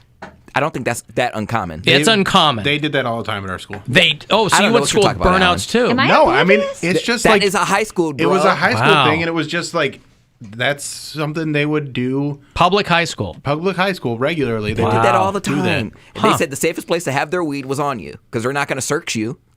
So they would search everything except the person? They would search the lockers. They would search the cars. Why not the person? Will they pat you down? They're doing everything else, but they're not patting. They're not going to pat you down But unless they have. also, what does that have to do with bathroom stalls? Because people would sit on the toilet and then they would put their chew in, or they would have their chew in the pocket. They could take it out and not be seen. A little pinch between the cheek and gums. So they would keep the more exposed you are. They think, oh, we're not going to do that. No, people had, life finds a way. Don't rat on me, I won't rat on you. Interesting. Wow. And I used to get beat up, so I wasn't going to say anything to anybody. All right. I got to break here. If you want to get a text in for anything, 35192. I will have Cavs tickets for you closer to 420 if you want to see them play the Nets in a couple of weeks. And we'll be back after these. It's the Alan Cox Show.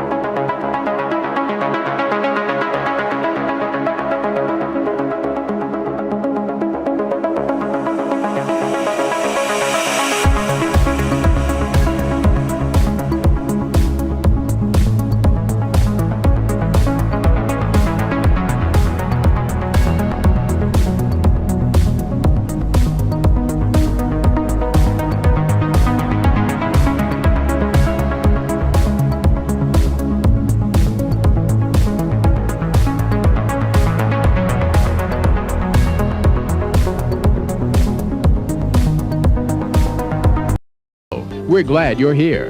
If you need assistance or just have a question, our associates will be glad to help you anytime. Call the Alan Cox Show, 216-578-1007 or 1-800-348-1007.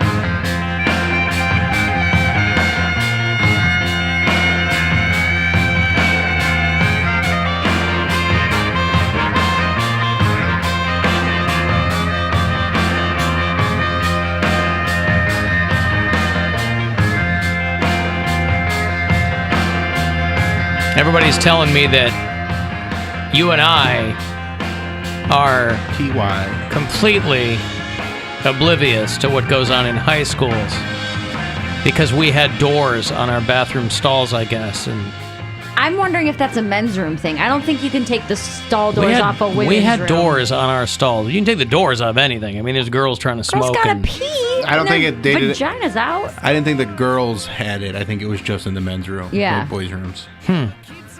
You know who this is, Poundcake? Does this sound familiar to you?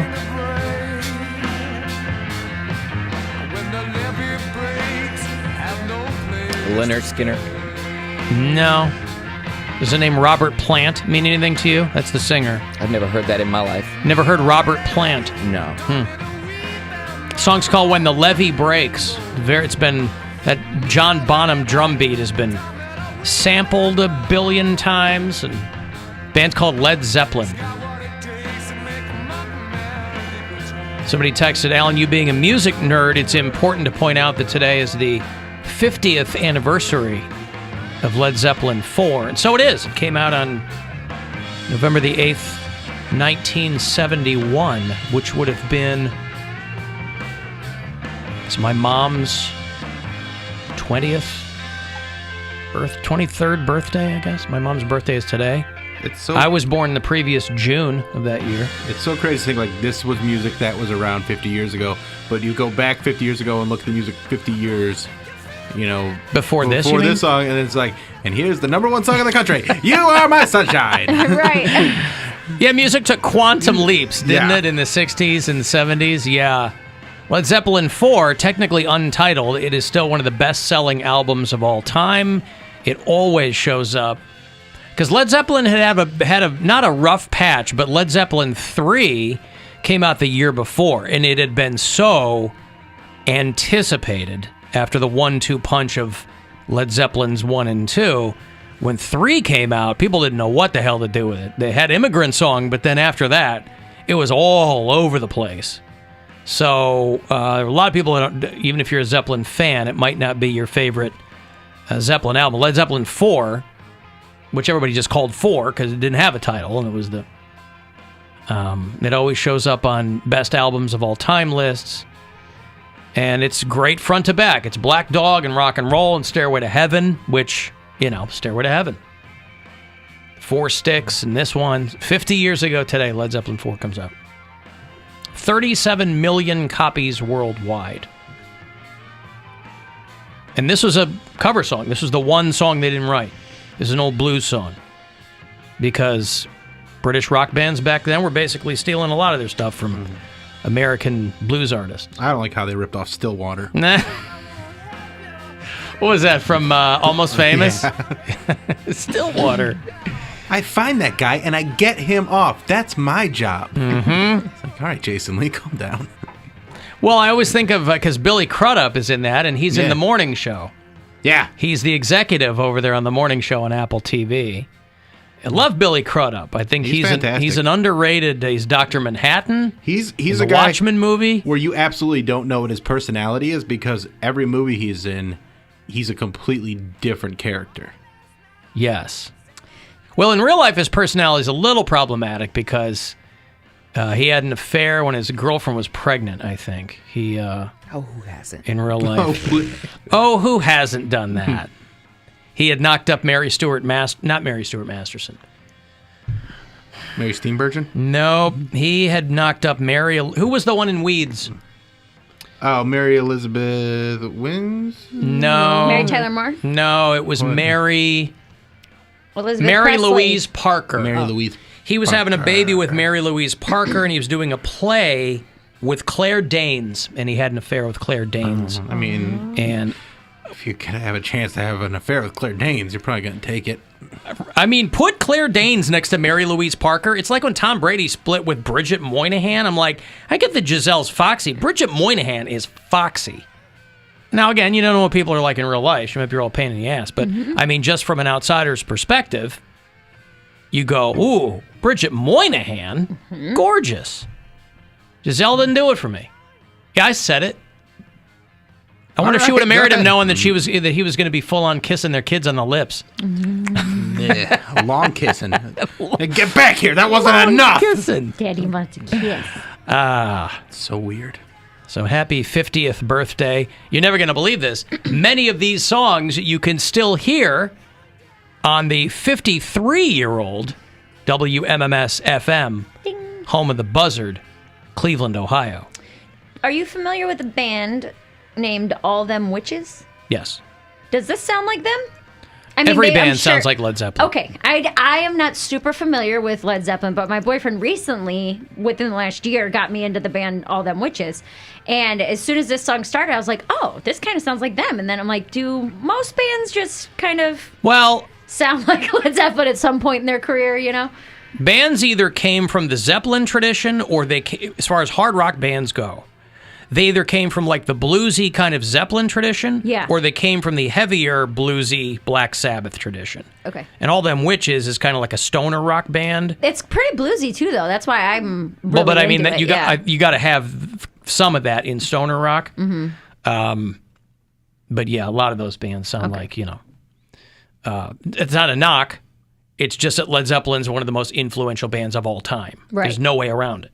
Between Zeppelin and Deep Purple and Black Sabbath, nobody was going to come up with anything that didn't sound a little bit like those bands. Well, that's what I'm wondering is like with in rock and roll. With just like the amount of bands that have been around for 50 years, how hard it must be to not be influenced by that. Even if you're not trying to, you know what I mean? There's a finite number of guitar chords. Yeah. There are only so many chords you can play on a guitar. So everything is going to come somewhat from that tradition, and that's not a bad thing. Yeah. What do you think is going to happen? People give bands like Greta Van Fleet a hard time because they take the look at everything. Oh my God, they have just lifted heavily from all of it, and you know, like we'll change one word in this song. There you go. Stairway to Hell. Mm-hmm. What? That was my question. Greta Van Fleet.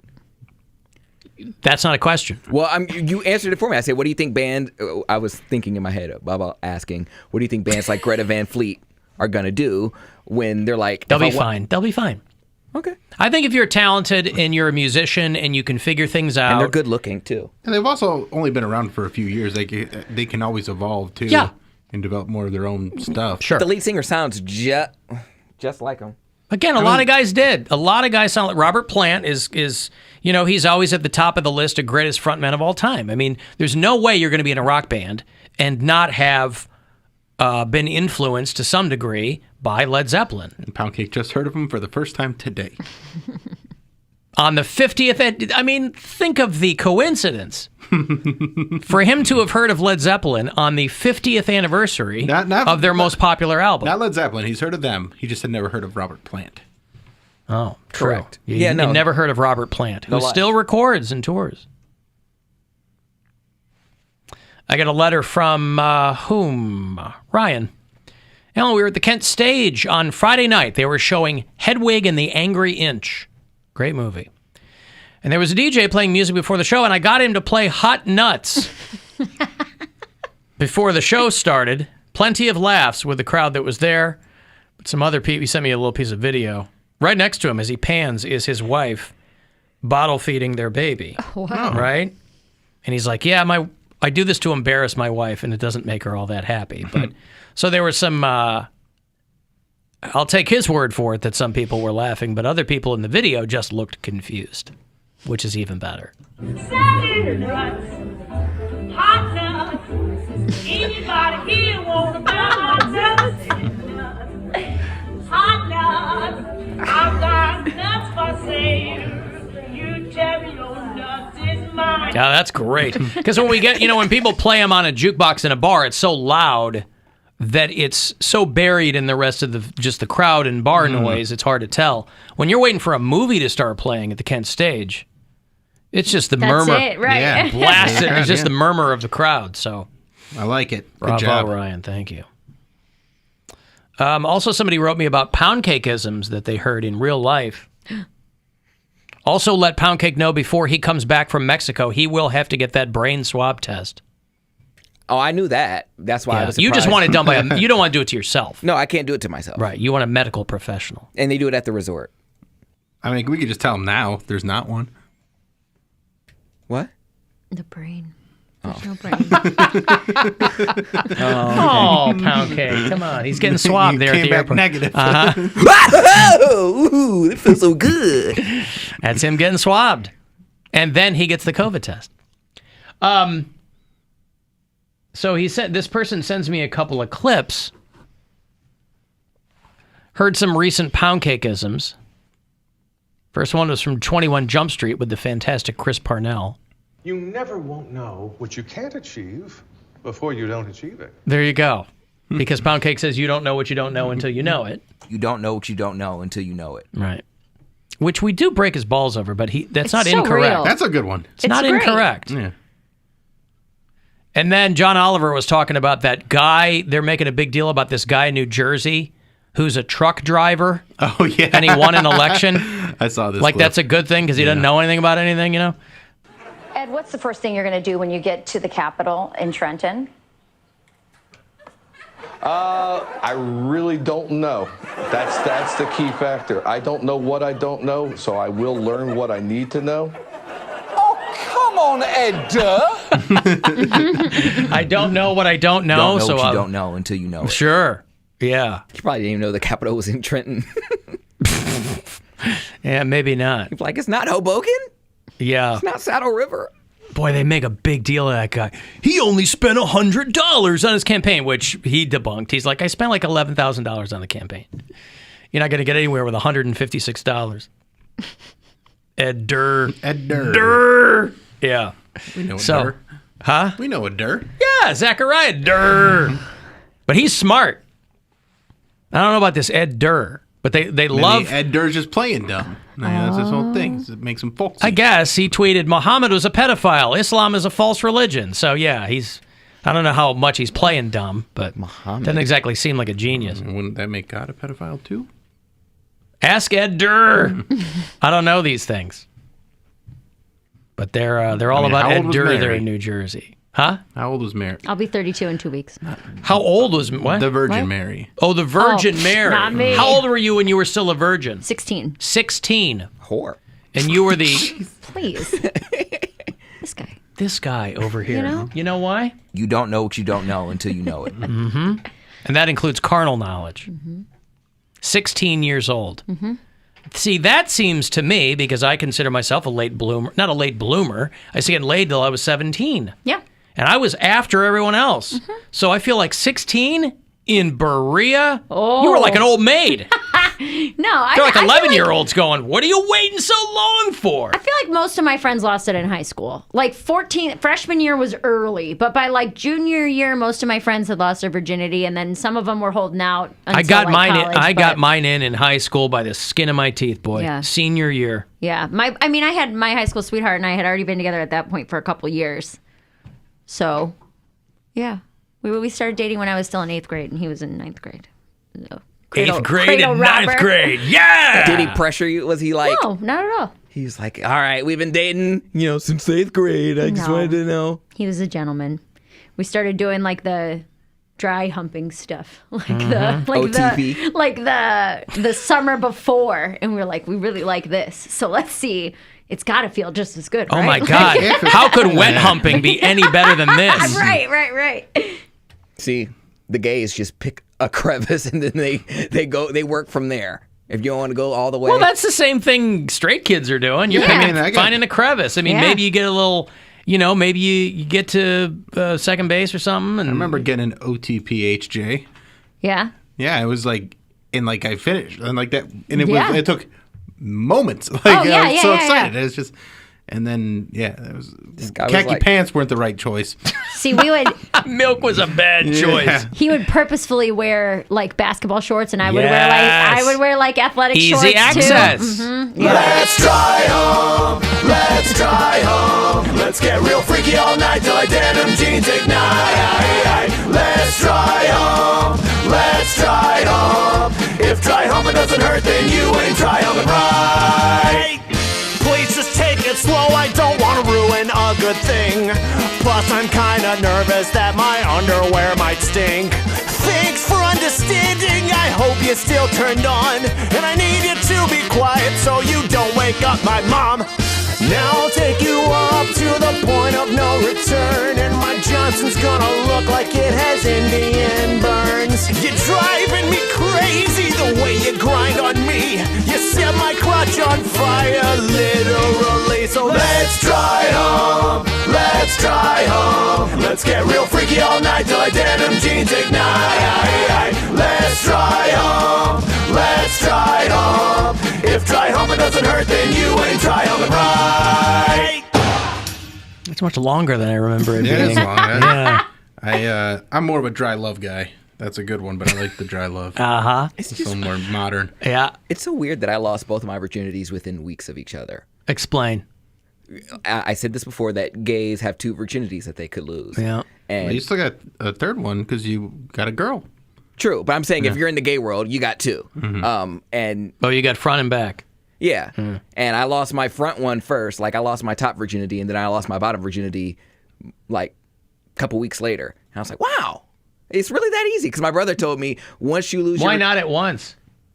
Because the guy that I was with was a bottom. Oh, I see. And he was a prominent bottom. He didn't want anything to do with the top. He was in the Chamber of Commerce. He's a very prominent bottom in his community. The thought of topping would be like, what? You want me to do what? No. So it wasn't even an option. He didn't give me that option. Everyone that practices sodomy from the day of this message will get cancer in the butthole. It'll burn and burn and burn. Mm-hmm. He was wrong, by the way. That it'll burn and burn and No, burn? that everybody's going to get cancer. You don't know that. I don't know what the cancer rates are if they've gone up precipitously for people who practice sodomy. There are a lot of straight people practicing sodomy, though, too. That's what I'm saying. Like, so that's a fundamental flaw in his logic. No, but you do have to go back. At least I've done it a couple times. Everybody goes, you know what, everybody's getting Me Too'd? And then you go, oh my God, was there ever anybody, college, high school, I mean, for all intents and purposes, I wasn't getting laid till college. Was there anybody that I like push their head down, anything like that? And then you pretty confidently go, no, that's not a thing, you know. Some people, though, they got to go way back and go, God, was there anybody in the 4th grade that I was, people that have been, I think I've told the story before, but I remember in 6th grade, I was 11 years old, and we were standing and waiting at the bus stop, which was ironically by a church at the end of our street, and a girl from around the corner was telling us all about how she had sex, and we were like, none of us had even gotten our periods yet. Like, we didn't even know. 4th grade? 6th grade. Oh. She got her period when she was like 9, so she had real big boobs. Like she had the body of like an 18-year-old when she was 11 years old, and she had slept That's with. a curse too when you're that young. Oh yeah, she was 12 and had slept with one of her brother's boyfriends who was 18. Brother's boyfriend. Oh, I'm sorry, brother's friends. One of her brother's friends. I'm sorry. Yeah, but she slept with one of her brother's friends who was 18, and like was just telling us all about sex and how it wasn't that great and like all this kind of stuff. It's like, kind of hurt. Well, we were just like, didn't even know what we were listening to. It was like my first experience hearing, other than the talk that you get at school, like real life experience. Yeah.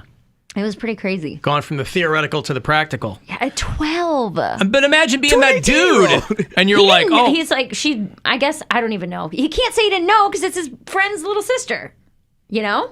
Yeah. Yeah.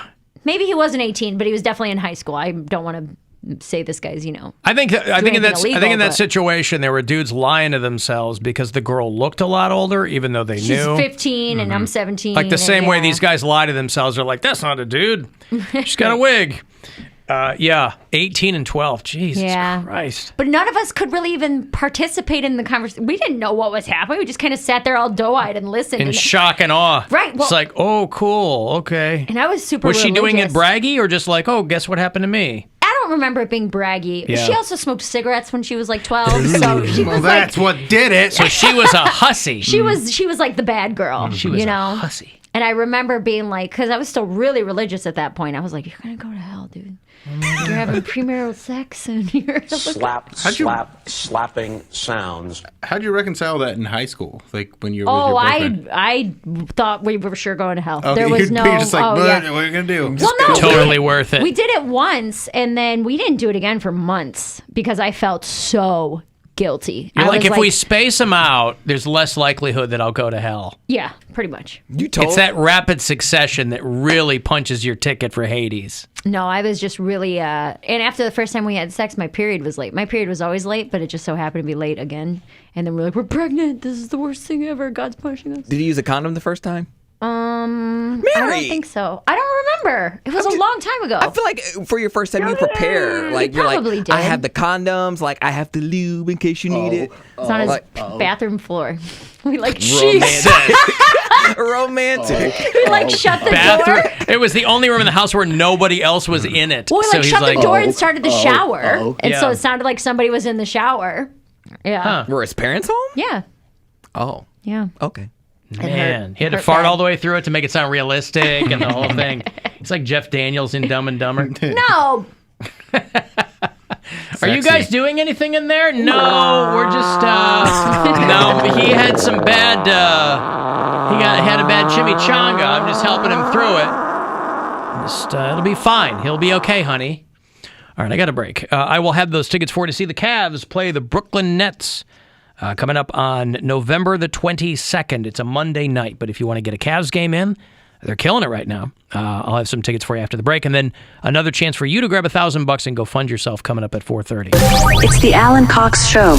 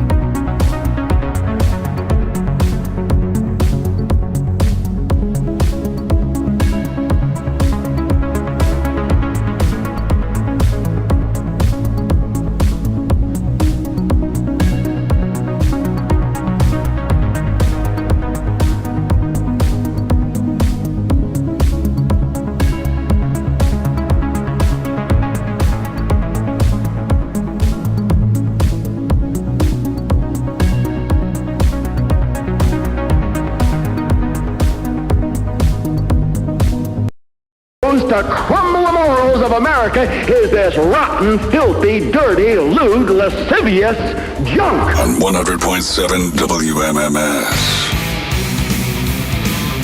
I was going to give away some Cavs tickets there. Yeah, I'm going to give you some Cavs tickets. I was going to say, you still can. Yeah, I still will. Cavs are going to take on the Brooklyn Nets. It is Monday, November 22nd at the Romo Fijo. That'll be 2 weeks from tonight by my math. Cavs.com. Caller 10, you got Cavs tickets against the Nets. 216-578-1007 or 800-348-1007.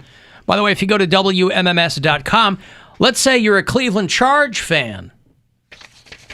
We've got Cleveland Charge tickets for you. Maybe more of a G League cat, right? You go, Cavaliers don't do it for me. Cleveland Charge now play at the Wolstein Center. And if you've seen any video from one of their recent games, you'd be welcome with open arms. WMMS.com, we have 4 packs of premium seats to a Cleveland Charge game. You go to WMMS.com and then hit the contest tab. And you can try to win those too. I wouldn't mind going to a Charge game. I feel like I should learn a little bit more about them. Show trip. A little minor league Cavs action, why not? The Cleveland Charge. Because they used to play in Canton. They were the Canton Charge. Right. Up until very recently. And then they moved them up the highway to the Wolstein Center. And so that's where they play now. I'll have another $1,000 for you in a few minutes. And this is very exciting. It's the return of a beloved segment here on the show that we have not done in a long, long time. It's erotic literature. Ooh. Have you ever heard one of these? Uh-huh. Okay. You've heard erotic literature with Bill Squire? You made Cody do one. Oh, okay. We made him do one. Yes. Yeah. Yeah, we used to do. Bill would write things under his pen name. What was your pen name? Charles Bonita. Right, Charles Bonita. It was. The character is Hercules Snooch Slammer. Hercules Snooch Slammer was the character that Charles Bonita would write. Bill Squire's nom de guerre. Right. Will this be through the eyes of one Hercules Snooch Slammer? Yes, this is an adventure of. An adventure of. Oh, this is very exciting. It's been quite a while. Titled Mucusy Mandy. Ooh. I don't remember Poundcake doing a Snooch Slammer. Did you do an erotic literature? No, he brought some dude in to do that. I never did it. No, he made you read something out loud. But I don't think that was that. It was an erotic lit, I thought. It was not. I don't recall that. It was not. You might be right. I don't remember either way. Well, they always make me read stuff out loud because it's funny when I read, but it wasn't erotic literature. This was a couple months ago. This is probably no, it wasn't that recent. Probably this time last year then. He hasn't done erotic lit in so long. I swear that he wrote a new erotic lit that he made you read, and then Whitney helped you read it. I'm almost positive. Well, I don't remember that at all. I'll take your word for it. Are you sure this isn't a dream you had? I didn't dream it. Did you dream it? Are your dreams being consumed by wishes of performing erotic literature with Poundcake? Yeah, I'm not saying it was I'm sure he makes me read stuff. I mean, they make me read stuff all the time because it's funny. But I remember you helping me, but I don't think it was. I remember this segment. He used to have some black guy come in and read it. So. Well, no, we used to have Edmund do. We did do it Twitter Please. Times. Oh, well, did he do it? We had Edmund do it a couple times, but it didn't quite translate the way we wanted. Right. So yeah, and then there wasn't the vibe we were looking for. Several different iterations, but I felt I've had this idea bouncing around in my head, so I was like, I better write a new one. Mm-hmm. Triumphant return. Edmund. Rest in peace, man. Rip Edmund. That's a bummer. Great way to start the segment. Well, I got to do the money in a couple of minutes. What do you think about Terry Bradshaw going off on Aaron Rodgers? Loved it. I loved her in Sex and the City. Poundcake, see me after the show, will you? You're thinking, of course, of Carrie Bradshaw, who was Sarah Jessica Parker's character in Sex and the City. Oh, not in the City? Not in the City. Sex and the City. Terry Bradshaw was a longtime quarterback for the Pittsburgh Steelers. And Terry Bradshaw is one of the weirdest dudes you will meet in professional sports. He's no flaming liberal, but he's no dummy either.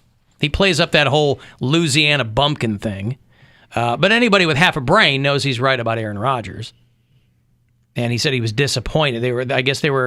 This was a Naval Academy game that he was calling. This was Fox NFL yesterday. I don't know where the Naval Academy was there, but they would cut to these guys, and he's pandering to the Naval Academy, and they're going crazy. I'd give Aaron Rodgers some advice. It would have been nice if he'd have just come to the Naval Academy and learned how to be honest. Yeah. Learn not to lie, because that's what you did, Aaron. You lied to everyone. I understand immunized. What you were doing was taking stuff that would keep you from getting COVID-19. You got COVID-19. Ivermectin is a cattle dewormer. Sorry, folks, that's what it is.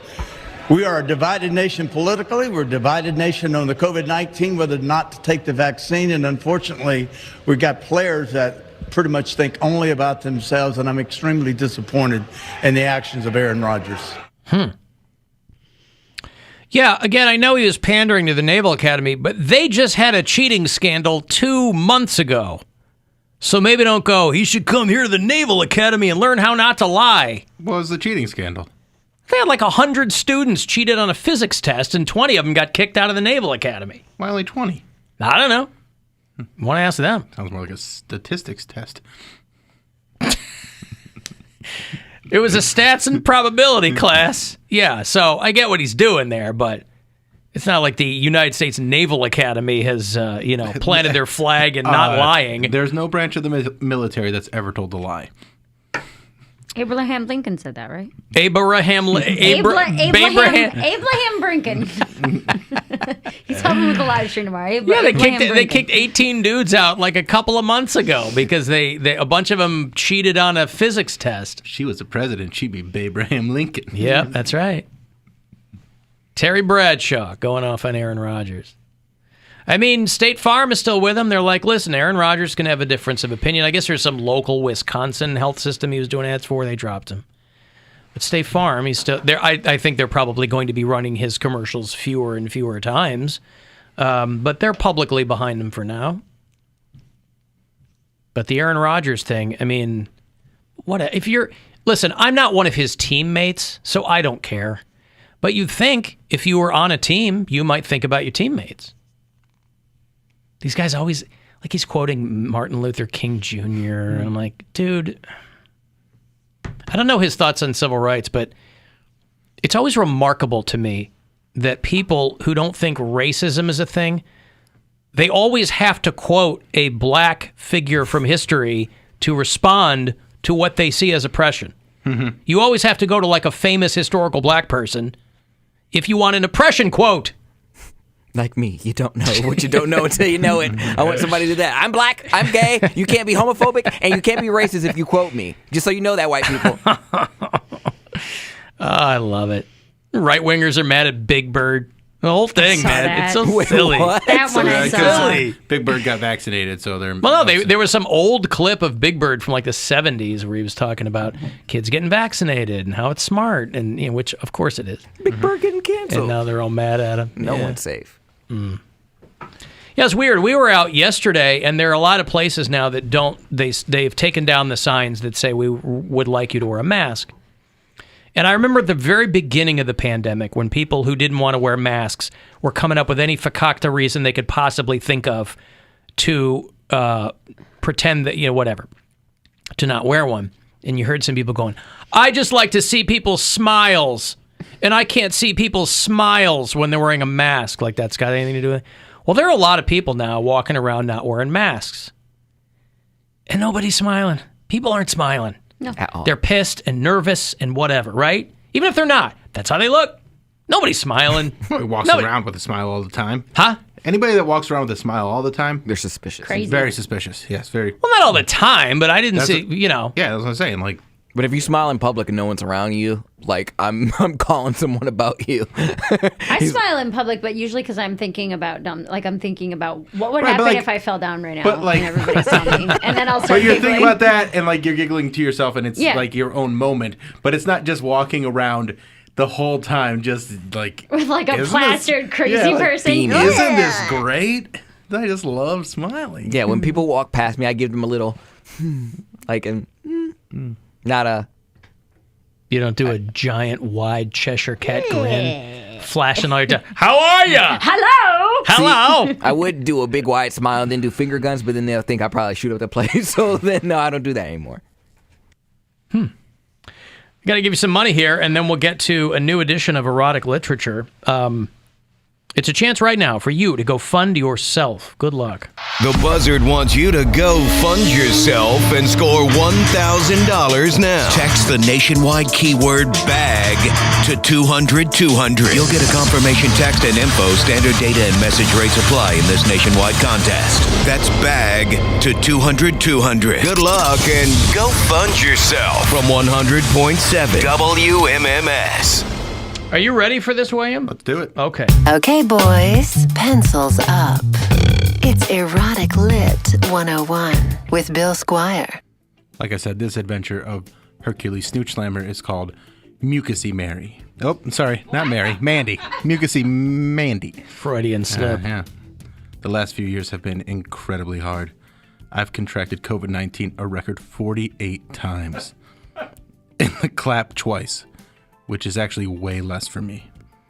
I needed a pick-me-up, and I got one. I recently met a woman named Mandy, and she was a real creamy babe. I mean that quite literally. Whatever the hyperhidrosis version of mucous membranes is, she had that. Upstairs and down. You think someone with a situation like that would avoid dairy, but she embraced her sludgy mouth and genitals. Let's put it this way. Mandy put the goo in milk does a body good.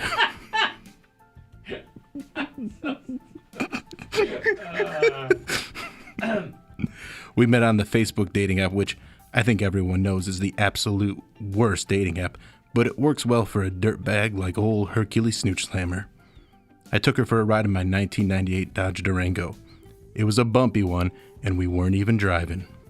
All in all, Mandy and I had some rather hot, thick sessions, and she reminded me, it's not muci, it's mucus.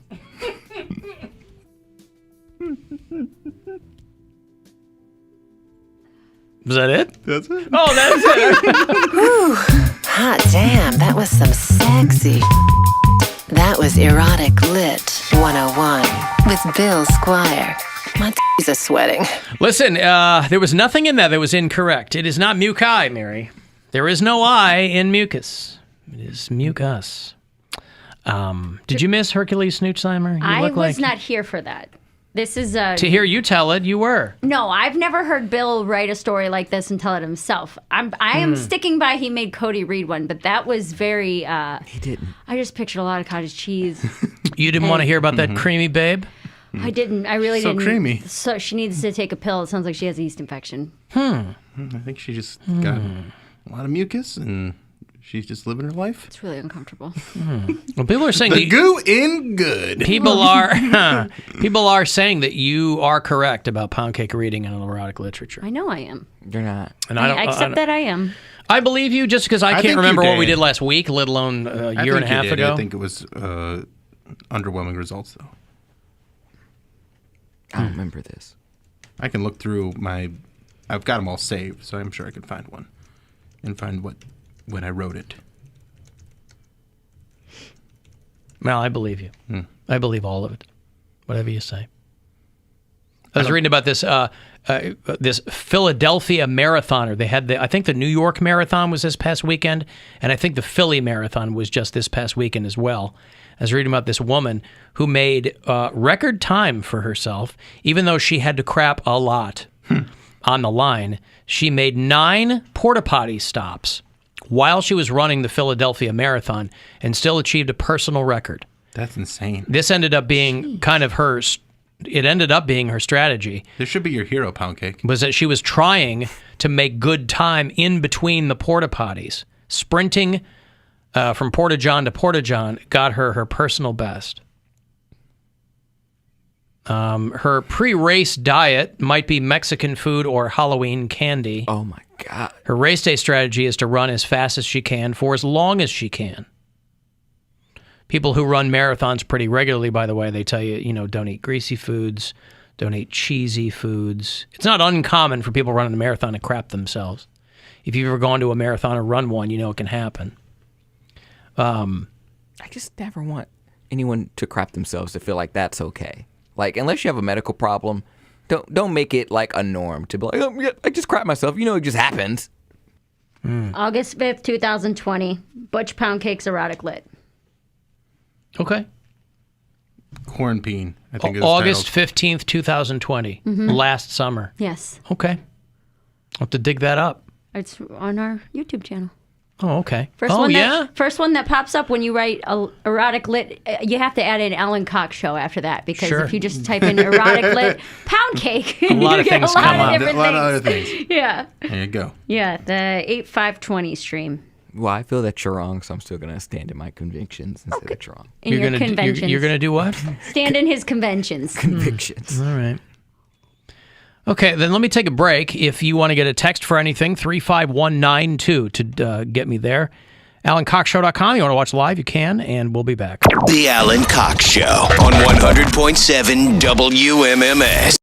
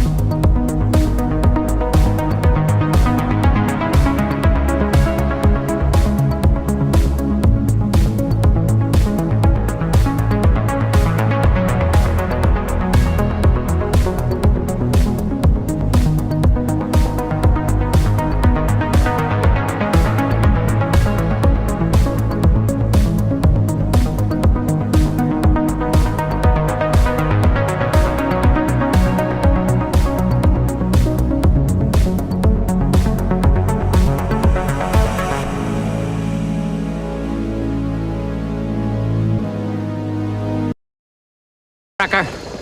They broadcast me out on the radio. Call the Alan Cox Show. 216-578-1007 or 1-800-348-1007.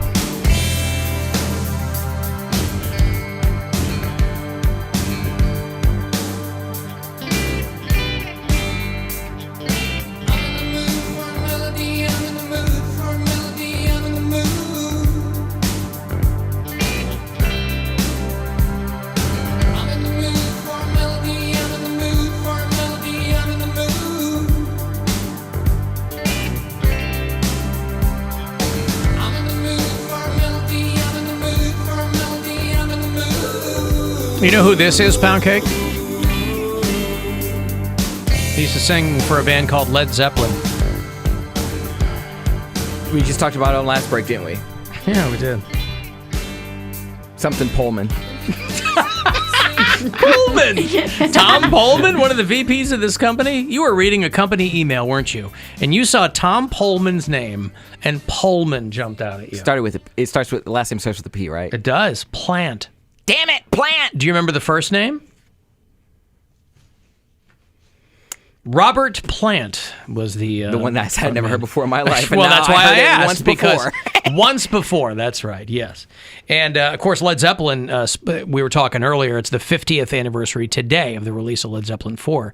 Of course, the band broke up after John Bonham died, I think in 1980. So if anyone had said 3 years later that Robert Plant would be solo and using drum machines, nobody would have believed you, but I love that song. In the Mood, off of The Principle of Moments, which was I think the second solo album from Robert Plant. I had it on cassette. I had all the early Robert Plant stuff on cassette. I probably do. I probably still have that cassette suitcase in my basement somewhere. Because what you had it was a double wide.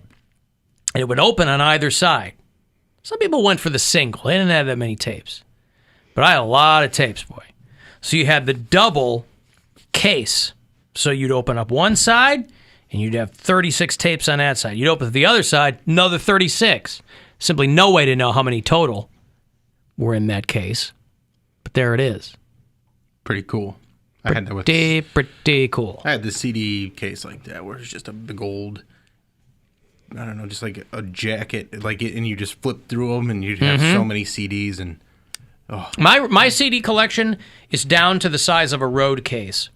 I have a road case. Over the years, I've given CDs away, or I've gotten rid of them, or I've lost them, whatever. My entire CD collection is now in like a big road case. I don't even have a CD collection. Really? I don't know what happened to mine either. I didn't stick with mine. anything. Are in the basement in a road case. I have like going away for 2 years and everything being like put into storage, and like I really stopped keeping things. Yeah, I understand. I just when I got back, I basically had no things, and I was starting over. And by then, in the Philippines. Yeah, in the Philippines. Okay. And when I got CDs. back, I didn't really need CDs again, because there was my car had an MP3 player, but it played MP3 CDs, so you could put a lot more songs on there. MP3 CDs, I don't understand that. So instead of saving it as a WAV file, you would save it as an MP3 file, and so then it would play a lot more songs. Compression was different. Yeah, compression was different, but it would still read it.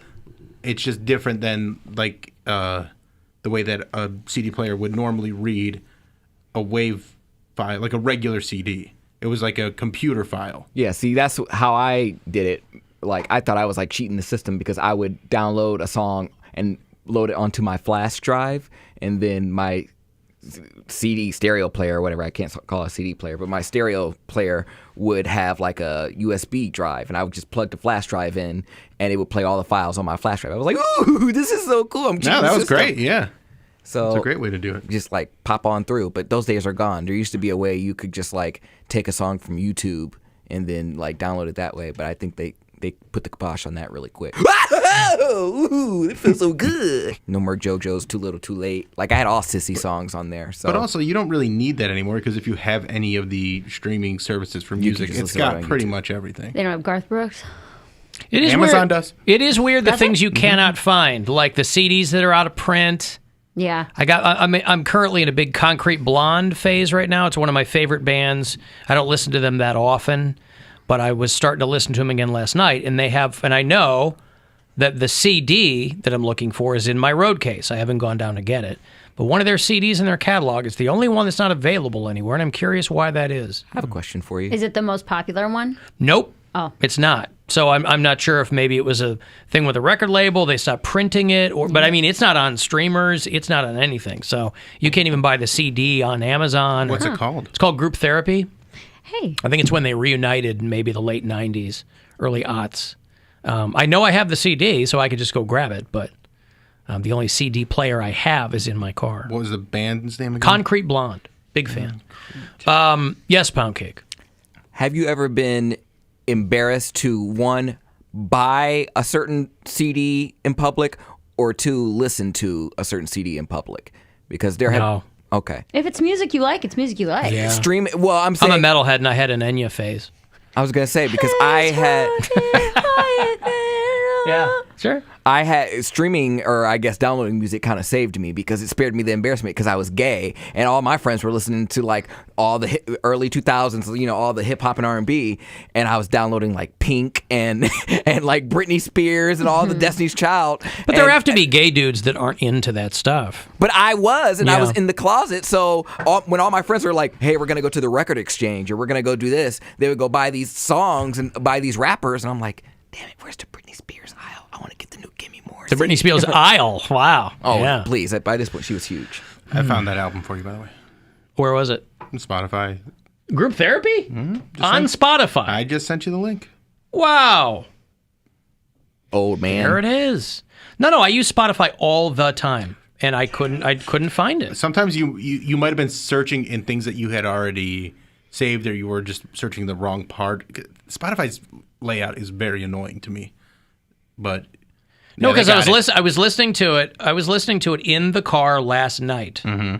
on Spotify. Yes. So then it's on Spotify. No. I was listening to the band. The band, but you didn't find that album. No, because when I go to the band and then their discography, it's not on there. So that's pretty wild. Sometimes you gotta, because they'll do like the popular releases, and then they'll see discography, and then like you have to like dig through their discography. That's so strange. Oh, you know what it is? You can't play the songs. Oh, you can't? Nope. So it's there, but none of the songs are playable. That's what it is. There Because you go. even when I searched Concrete Blonde Group Therapy, we don't know what that is. So I don't even know how you found it. But I just found it on, I searched it on Google. Yeah, none of the songs are playable. So. Okay. Anyway, I'll find the CD. Do you want to hear Poundcake's Erotic Lit from last summer? Oh, sure. You don't want to hear us, Cody? Go ahead, play it. I mean, I will, but why don't you want to hear it? Because I imagine it's not that good. I mean, the writing's top notch. It really is all about the writing. It gets people horny. That's what that bit's about. So, during these unprecedented times... Oh, this is you being Butch. Mm-hmm. A man such as myself has to adapt to survive. Did he say selfed? No, I'm talking over myself here. I'll just shut up. That's why you stopped doing it? That's a pretty big reason. Oh, come on. But that's an homage. I'll make it. All right. Edition of erotic literature from Butch Poundcake. Oh, this is going to be so hard to say in character. But I can't do two things at the same time. So, during these unprecedented times, a man such as myself has to adapt to survive. Did he say myself? He's just let him go. A man such as myself has to adapt and survive. I need 4 inches deep and some moderate to severe sniz on a... What is this? I don't remember this at all. I pulled it up and it's funny. Regular basis. I believe this is it. I need to be. Man, yeah, he's nailing this, isn't he? To keep my needs met, He's I've killing it. retrofitted. There you go. My Dodge Durango with PPE, proper penis equipment. I've contracted enough diseases to know that I'm in an at-risk category. My immune system is basically running Windows Vista, so I gotta be careful. I've only enticed one taker into my rolling love bubble thus far. I met her after watching her slam her body against the bar's front door and wouldn't let me in. We suited up my especially designed crotchless hazmat suits and got into the love bubble. He's slaughtering this. I'm in your defense, this was the first time, like, you rehearse your sports break extensively, exhaustively, right? Because you write it, you rehearse it. We handed you this for you to read, right? I think Bill probably put this in here and flipped it over, and he was like, "Don't look at it until it's ready to go." So I don't. That was our first mistake. Because he should rehearse. Yeah, he should always rehearse. Security is knowing your lines. Should I go on? Are you done with this? I don't care. When did you Whatever come into want. play? Or I think you may have redone it. I think I did it after you. Yeah. Well, Whitney did it after you. On this episode? I think so. Oh. I'm not He's sure. murdering this. I didn't read it beforehand. That's true. Okay, you're right. I'm sorry. Her clear suit allowed me to see her long, flat bazzugs. Okay, anyway. Bazzugs. What happened to bazzugs? Yeah, okay, so there's that whole thing. Bazzugs, long, flat bazzugs. Bazzugs. So sexy. Boy, he's right. It's the sexy writing that gets everybody excited. Alan Cox Show After Hours line. You don't have to script anything. You can just call us and leave a message if you like. It's 216-986-8903. Hey, Alan. I don't know when it became a thing, but it's definitely a thing that I hear everywhere. YouTube videos, Instagram lives, any conversation really. So many people, when they're having a conversation and before they take their next breath to expand upon what they're talking about, they say, if that makes sense. Does that make sense? If that makes sense. It's like the new and it drives me up a wall. We don't have anybody around here that does that. I bet she's going to say it's me. I feel like I do that a lot.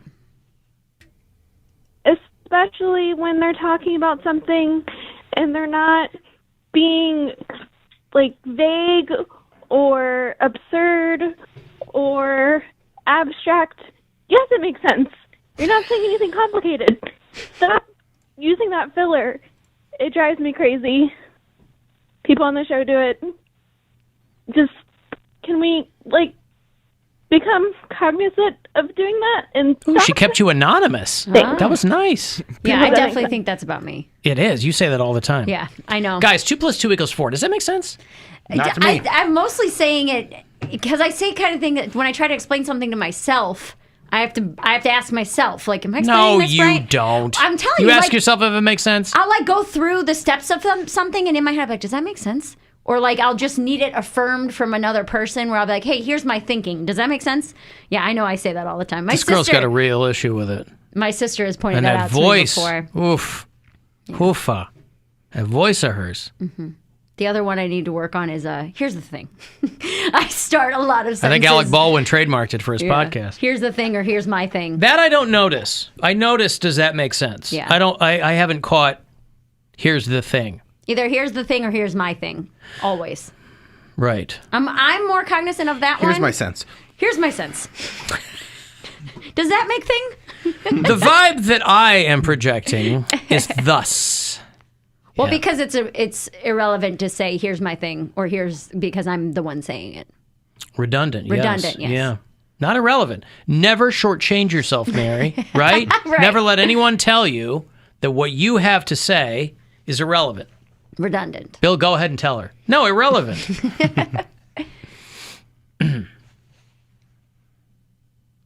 Yeah, okay. Good. I just want to make sure things make sense. And I think I said it the last time I said it was Well, here's right. my thing. Okay. When I don't understand something, I ask for clarification. Okay. And there's a lot of things I don't understand. I'm not that bright. So I ask a lot of questions, you know? For some reason, it's become a knock on me that I ask a lot of questions. But it's because I want to know things. So I do ask a lot of questions. Yeah. But that's only because I don't understand something. Which is why you like to say, well, let me ask you this. That's right. I do all the time. Let me ask you this. Because that's me getting you ready. Yeah. Right? Mm-hmm. It's preamble rather than epilogue. Prologue, epilogue. So that's me going, okay, get yourself ready. A question is coming. Here comes a question. And I just plow through and not know what I'm talking about. I'm just going to keep it going. He'll never ask you if something makes sense. Because I'm assuming you know. You should be smart enough to know, guys. We should be smart enough to decipher the word salad that you're throwing at us? Bill gets it. At 90 well, Bill might be more finely attuned. How dare you? You speak Poundcake. He might be more finely attuned to your to the Poundcake to English dictionary. I understand what you're saying. It doesn't mean I get it. That is what you mean. I was reading about this guy. I thought of you, Mary, because of this guy who won the $2 million. What did you call cardboard crack?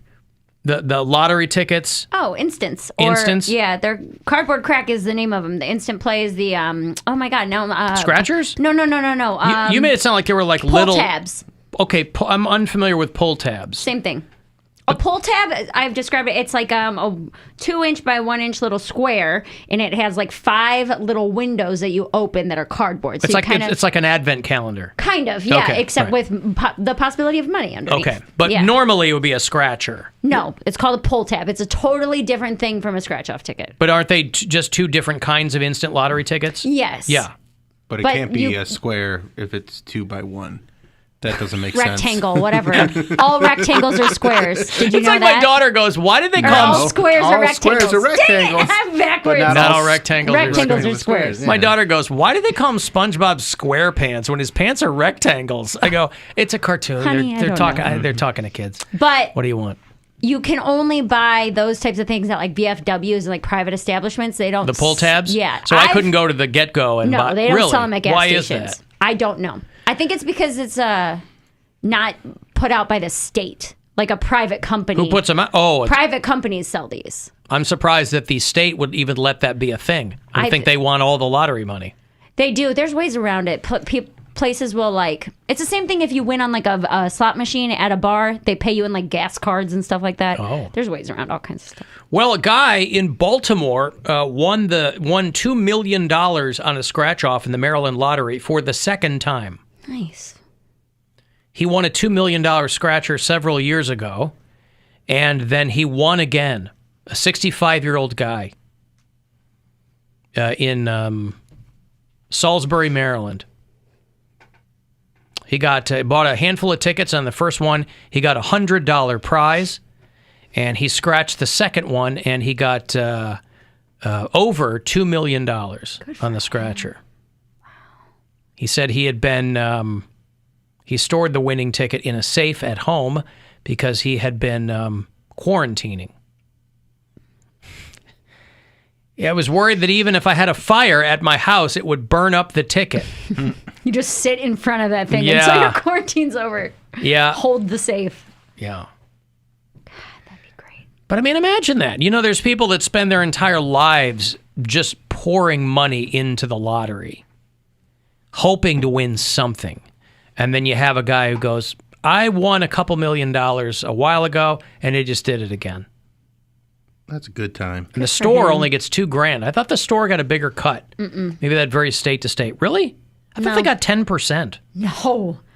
Huh. You're only that's so much. Yeah, you're taxed like I think it's like 33% or something like that on gambling winnings. So that is what goes back to like the lottery. But the store doesn't get. You're supposed to tip the person out who sold it to you. So if you win $1,000 on a scratch off, you should give the guy. It's usually, I think it's 1% or $20, whichever is more. Oh, if you win $1,000, you're supposed to do like a small amount. If you're supposed to, if you win like a not what's the $2 minimum? $2 million. No, but what's the minimum? Like you wouldn't tip them on a $50. No, right. a couple hundred, 500 would probably be the minimum. $500? Yeah. You go, here's $20. $10-$20, whatever. Just as like a hey. So out $2 million, a store gets Yeah. $2,000. Was that 1%? I can't do the math on I that. don't know. It's less than that. Man, what if you buy like a Coke and there's like a mouse foot in it, and then you win a lawsuit and you get like $2 million? You don't tip out. That's out on that. No. They sold you the Coke that got you the money. Well, if you feel like you want to, then think that's I on might. you, yeah. It's the same thing with a hand pay at the casino. If you hit big on like a slot machine and they have to come pay you, it's over $12.99. You're supposed to tip the person who pays you. So I'm being told in Ohio the store gets 10%. Maybe I'm just thinking of Ohio. That's a lot. Well, that's why they're happy when they sell winning tickets. Huh. I see pull tabs played here signs in front of awful bars. Yes. I just imagine really old, sad gambling addicts sitting in there. 100%. Is that what it is? Mhm. Old school, just... It's an old school thing to do. Yeah. It came around in bingo halls in like the 70s. Pull tabs are real old. Pull tabs are huge at bingo. Yeah. They're called instants at bingo. The Huh. ladies will walk around and go, instant, or they'll just say the name of the game, so it'll be like king or Instant whatever. bingos is what people... Okay, like yeah. nonprofit charity events. I've never seen those. I mean, I'm going to get you some. I'll bring you in some tomorrow. I mean, I imagine I could probably find them, but... You don't visit the types of places that have these. I was gonna say the stories that you tell from your bingo experience, Love bingo. they are some of the best stories I've ever heard. Like they're my favorite stories that you've ever told. I need to go to bingo again. I How called my mom ladies yesterday. literally like, check her card. Oh yeah, check her ID. I saw a lady literally looked like she was dying. I think I told this story before, where this woman, super old, I was at bingo with my dad a few years ago. And, I mean, everybody's at bingo super old. She was sitting there and her head kind of like drooped. And then she just started puking all over herself. But it looked like, you know how when you have like a Play-Doh thing and you can push the head down and it comes out the mouth? That's what it looked like. It wasn't like projectile. It was just kind of like coming down on her. out. Yeah. Yes. Right. And so they like had to call. Sludgy, yeah. There's medics nearby at bingo halls because everybody's old. Everybody's old. So the medic came, and I remember I was dumbfounded. My dad and I really tried not to laugh out loud because the bingo caller, as she's being like taken out by the medics, the bingo caller was like, "Somebody play her cards," like to make sure that it didn't come by. She's going to need that money if it comes through, so... Yeah, bingo halls are crazy places. Yeah, that's the only thing they have. I'm going to go now. Oh, dude, there's people who, that's their life. They play bingo 5 nights a week. That's what they do. And they take their winnings and they play again the next day. And They don't like outsiders much coming in there winning their money. It is a society all in itself. If I could make a documentary about bingo halls, I totally would. We had one of my jobs. I had a job in high school to help pay for my tuition. And was Monday nights. We had, me and a couple other kids had to set up for bingo.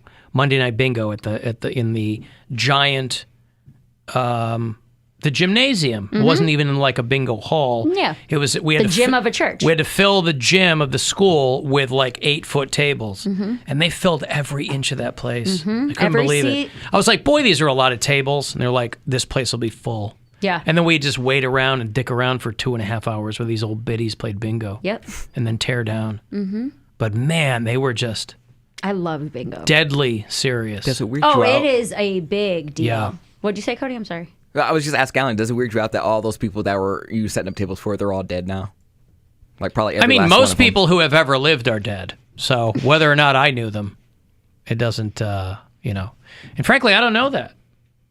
They could be real old. Yeah, they could. 40 years ago. If somebody was, I don't know, let's say they were 60 then, they could conceivably be alive. I mean, barely. They wouldn't be any fun at bingo anymore. I've got a break. I will have Star Set tickets for you. I think they're from Columbus or something. Star Set's doing a show at the House of Blues on December the 18th. So if you want to check them out, we'll hook you up after the break. Another chance to grab $1,000 is coming up as well. 5:30. Listen for that keyword to go fund to yourself.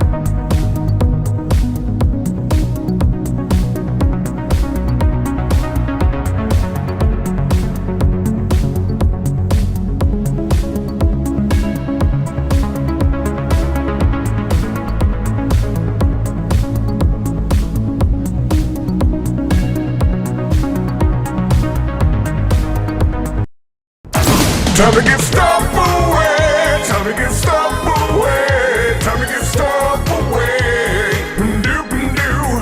I want a couple of tickets to see Star Set from Columbus, Ohio, along with special guest The Word Alive. They're pretty good. And All Good Things, all three bands, at the House of Blues on Saturday, December the 18th. You can go to livenation.com if you need any details besides that. Right now, concern yourself with being caller number 10, and these tickets are yours. Starset and Company in a few weeks downtown. Good luck. Caller 10-216-578-1007 or 800-348-1007. Welcome to the Center for the Potentially Entertaining. The Alan Cox Show on 100.7 WMMS.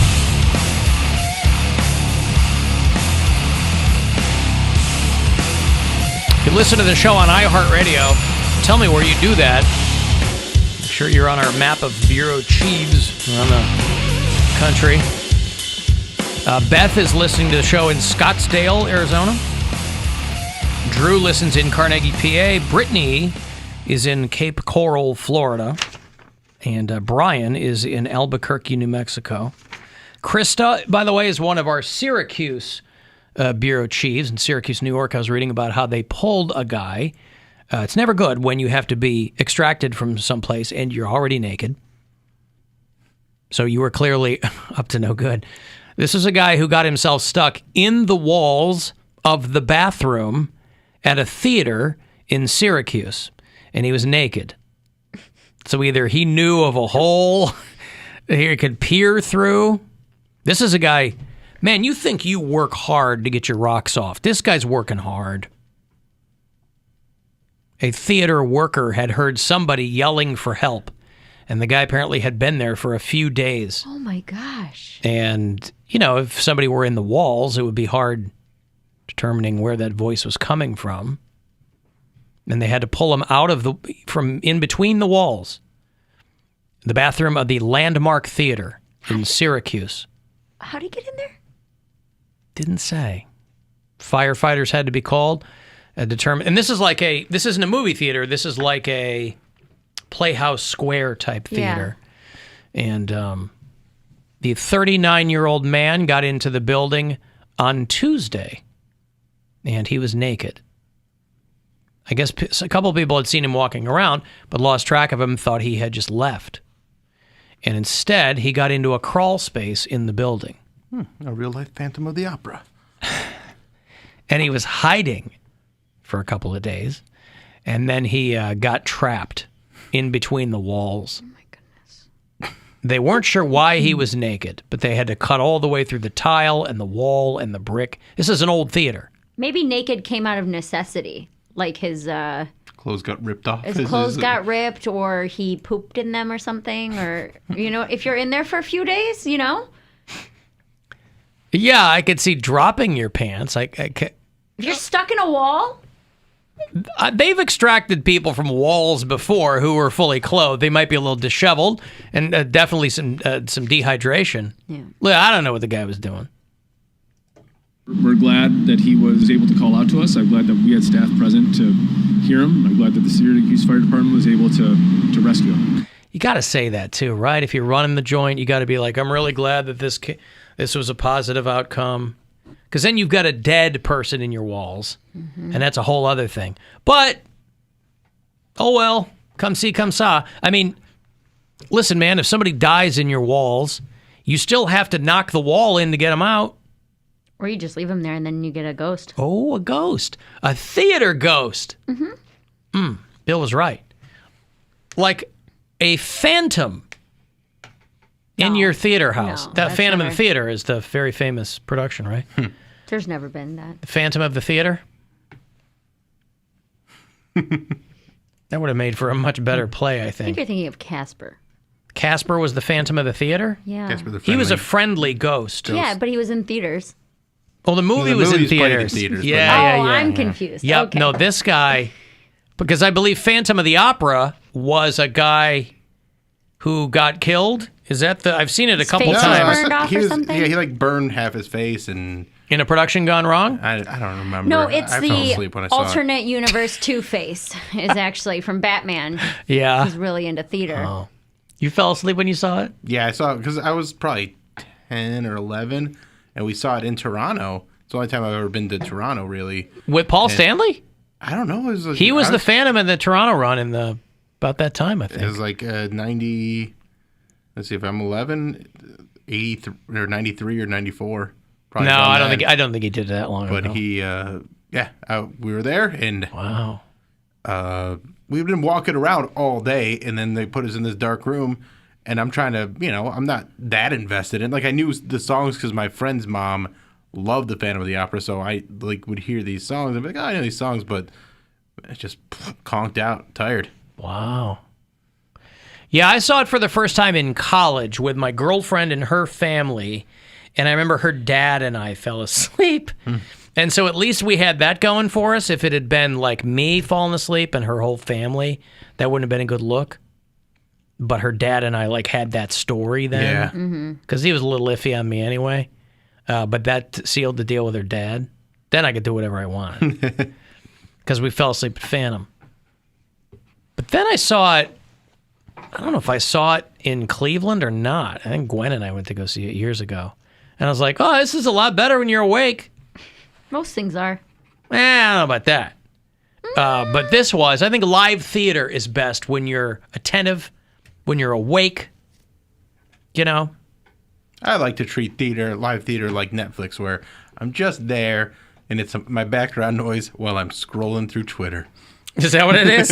You got your phone on and yeah. It was really hard when I was a kid. We were doing a play in school for La Cenerentola, which is Cinderella in French, and it was coming to Playhouse, and the teachers thought it would be great to take us, but my dumbass, I didn't realize that the whole play was going to be in French, so over the stage they had the translation, and I couldn't read that fast, so the whole time I'm trying to so the evil stepmother, and then the screen would go away, and then I'm like, damn it, I don't even know what's going on right now. So it's just a bunch of singing and screaming. Bunch of singing and screaming. But you know the story. Cendrillon. You know the story of Cinderella. It's not the point. All the other kids are like, oh, they're all filled in. I'm like, I can't read that fast. This had to be, I don't even remember what age I was. This had to be second grade. Yeah, that's a pretty intense thing for a second grader to have to sit through to try and keep up with that. I don't know why they took it. Maybe it was third or fourth grade, but it just, the translation thing in French, I couldn't do it. It was too fast. My girlfriend was a ballerina forever, and I have seen the Nutcracker so many times. Every single Christmas, we would go to her recitals or whatever they're called, and it was the Nutcracker. And sure, her role changed every time, so that was always exciting for her to be a different part in the performance. But it was if I have to sit through the Nutcracker one more time. So what Dance of the Sugar Plum Fairies? Why is the Nutcracker a Christmas story? It takes place at Christmas time. Oh, okay. I never saw it, so I don't know. Yeah. It's kind of like the Home Alone of ballet. Yeah. There you go. Lots of traps. What did they say? And robbers. I don't even know. Didn't they say Kill Bill was a Christmas story? There's snow in Kill Bill. I don't know if that was I don't think it's a Christmas movie. I don't remember that. I thought there was a big Die debate. Hard. Die Hard. That's what I'm thinking of. Sorry, not Kill Bill. Kill Bill, Die Hard. Same thing. Alan, I'm a couple of years younger than Bill, and it was Paul Stanley. I remember all the mom chaperones were getting hard because it was Paul Stanley playing the Phantom there in that Toronto. And you run. missed it because you were snoozing. I mean, I saw some of it.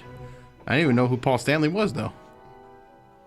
Y'all ready for a Phantom inside an opera house? Hey, Christine! Hey, ladies! I'm gonna come out on a giant boat! How do you like it? Who likes phantoms and operas? There you go. Phantoms and operas. Well, you think that other guy won the lottery. How about this Camilla Parker Bowles, who was, she'd been married. She's been a side piece her whole damn life. Well, they didn't get married. She married Prince Charles, right? She was married, then she got divorced. Well, she got married, was cheating, then got divorced because she was seeing Charles the whole time. And then Charles got, Well, Charles got divorced and then his wife died. But Camilla was his side piece with Diana, and while she was married, he was Camilla's side piece while Camilla was married. Right? Everybody was. They both. Camilla and Charles were dating first, and then because of the politics of the royal family, she wasn't allowed to see him publicly. So they both went off and married other people. Oh, they did? Uh-huh. Oh, he was an old girlfriend when he got back with her? Yeah, that was his high school sweetheart. That was like I didn't know that. That was before Diana. I watched The Crown, so I know all this. Okay, because that helps out. Because I know there's that Kristen Stewart Spencer movie. I'm trying to go see it. I want to go see it in the theater. But well, because when Prince Charles and Camilla Parker Bowles, I was like, okay, that looks like what he could get, not Diana Spencer.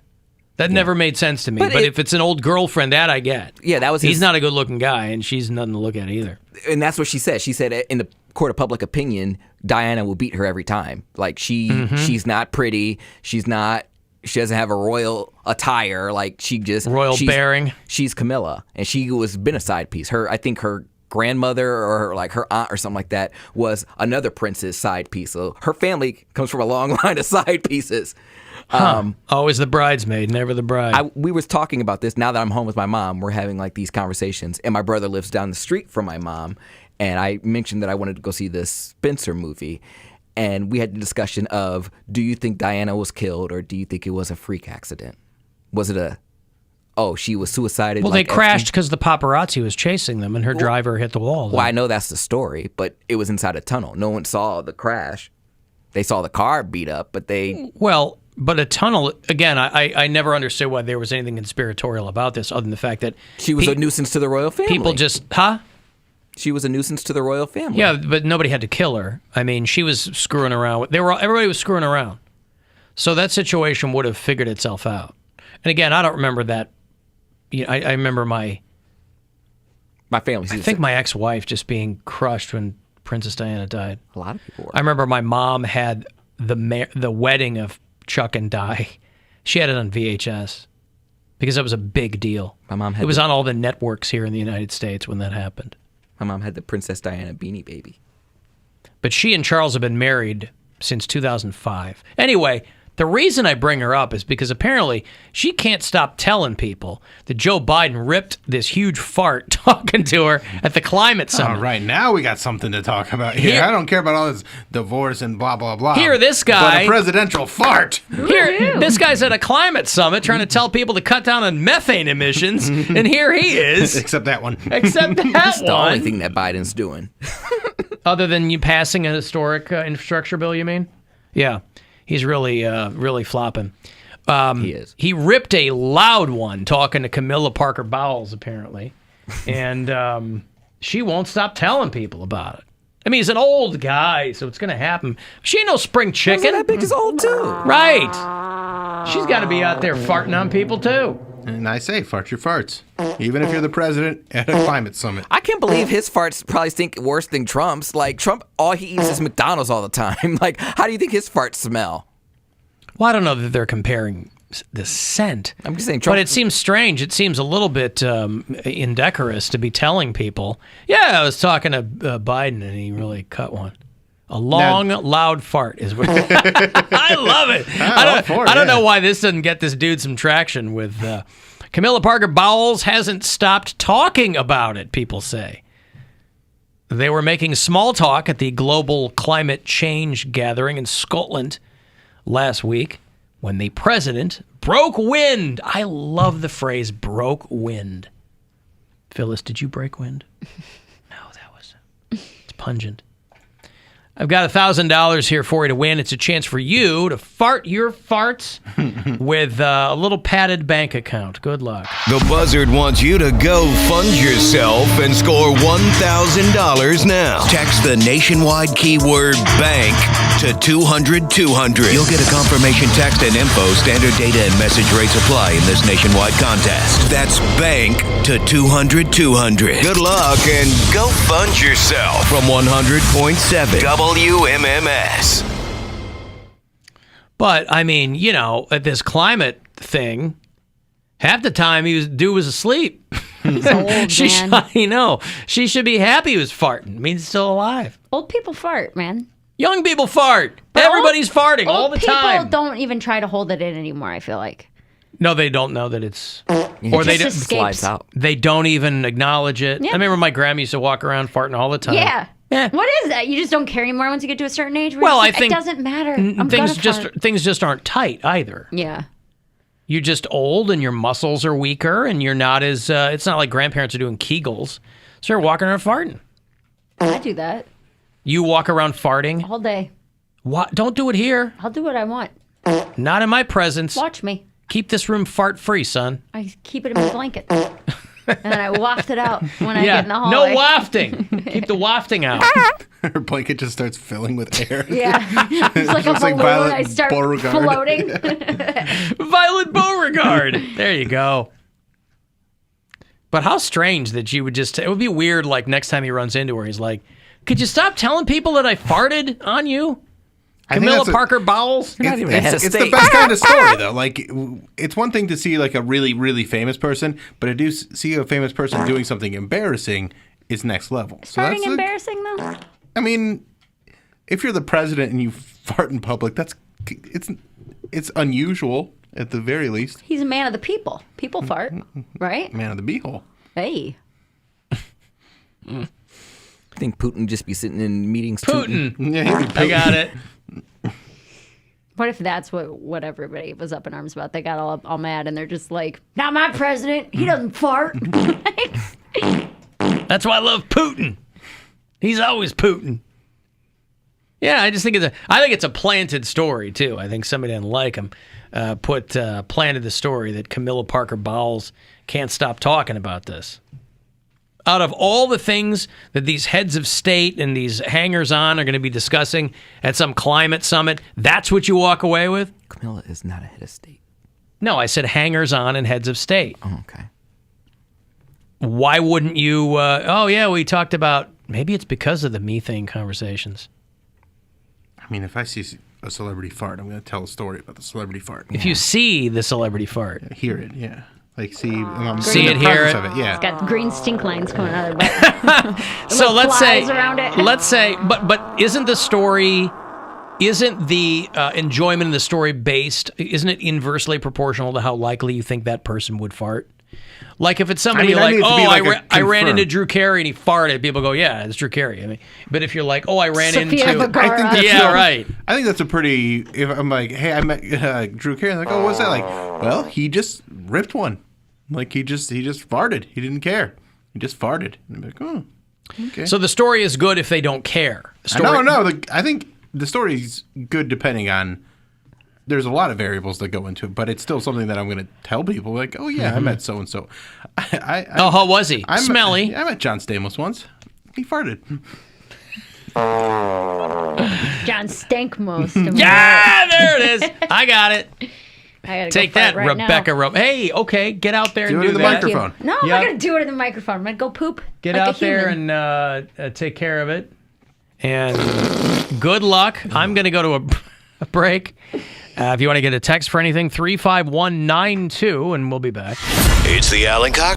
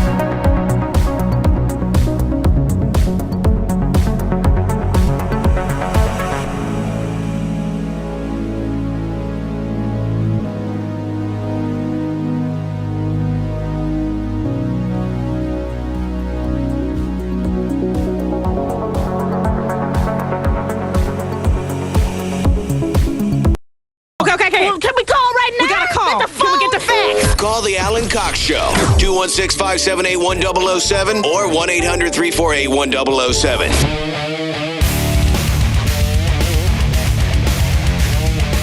35192 want to send me a text. Cavaliers are off tonight. Couple of big wins over the weekend, though.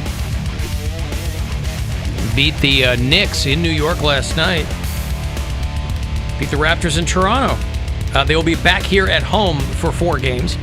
Starting Wednesday, they'll play the Wizards. They'll play the Pistons and the Celtics. Twice, Saturday and Monday. And all this week, I'll have tickets for you to see them here on the 22nd, 2 weeks from tonight, when the Brooklyn Nets are in town. So be listening for Cavs tickets if you want those.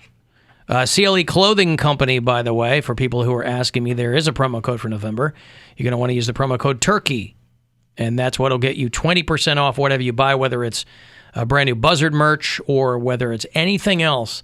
They're always cranking out new stuff at CLE Clothing Company. So whether you want like game day items or whatever, you're going to find it over there.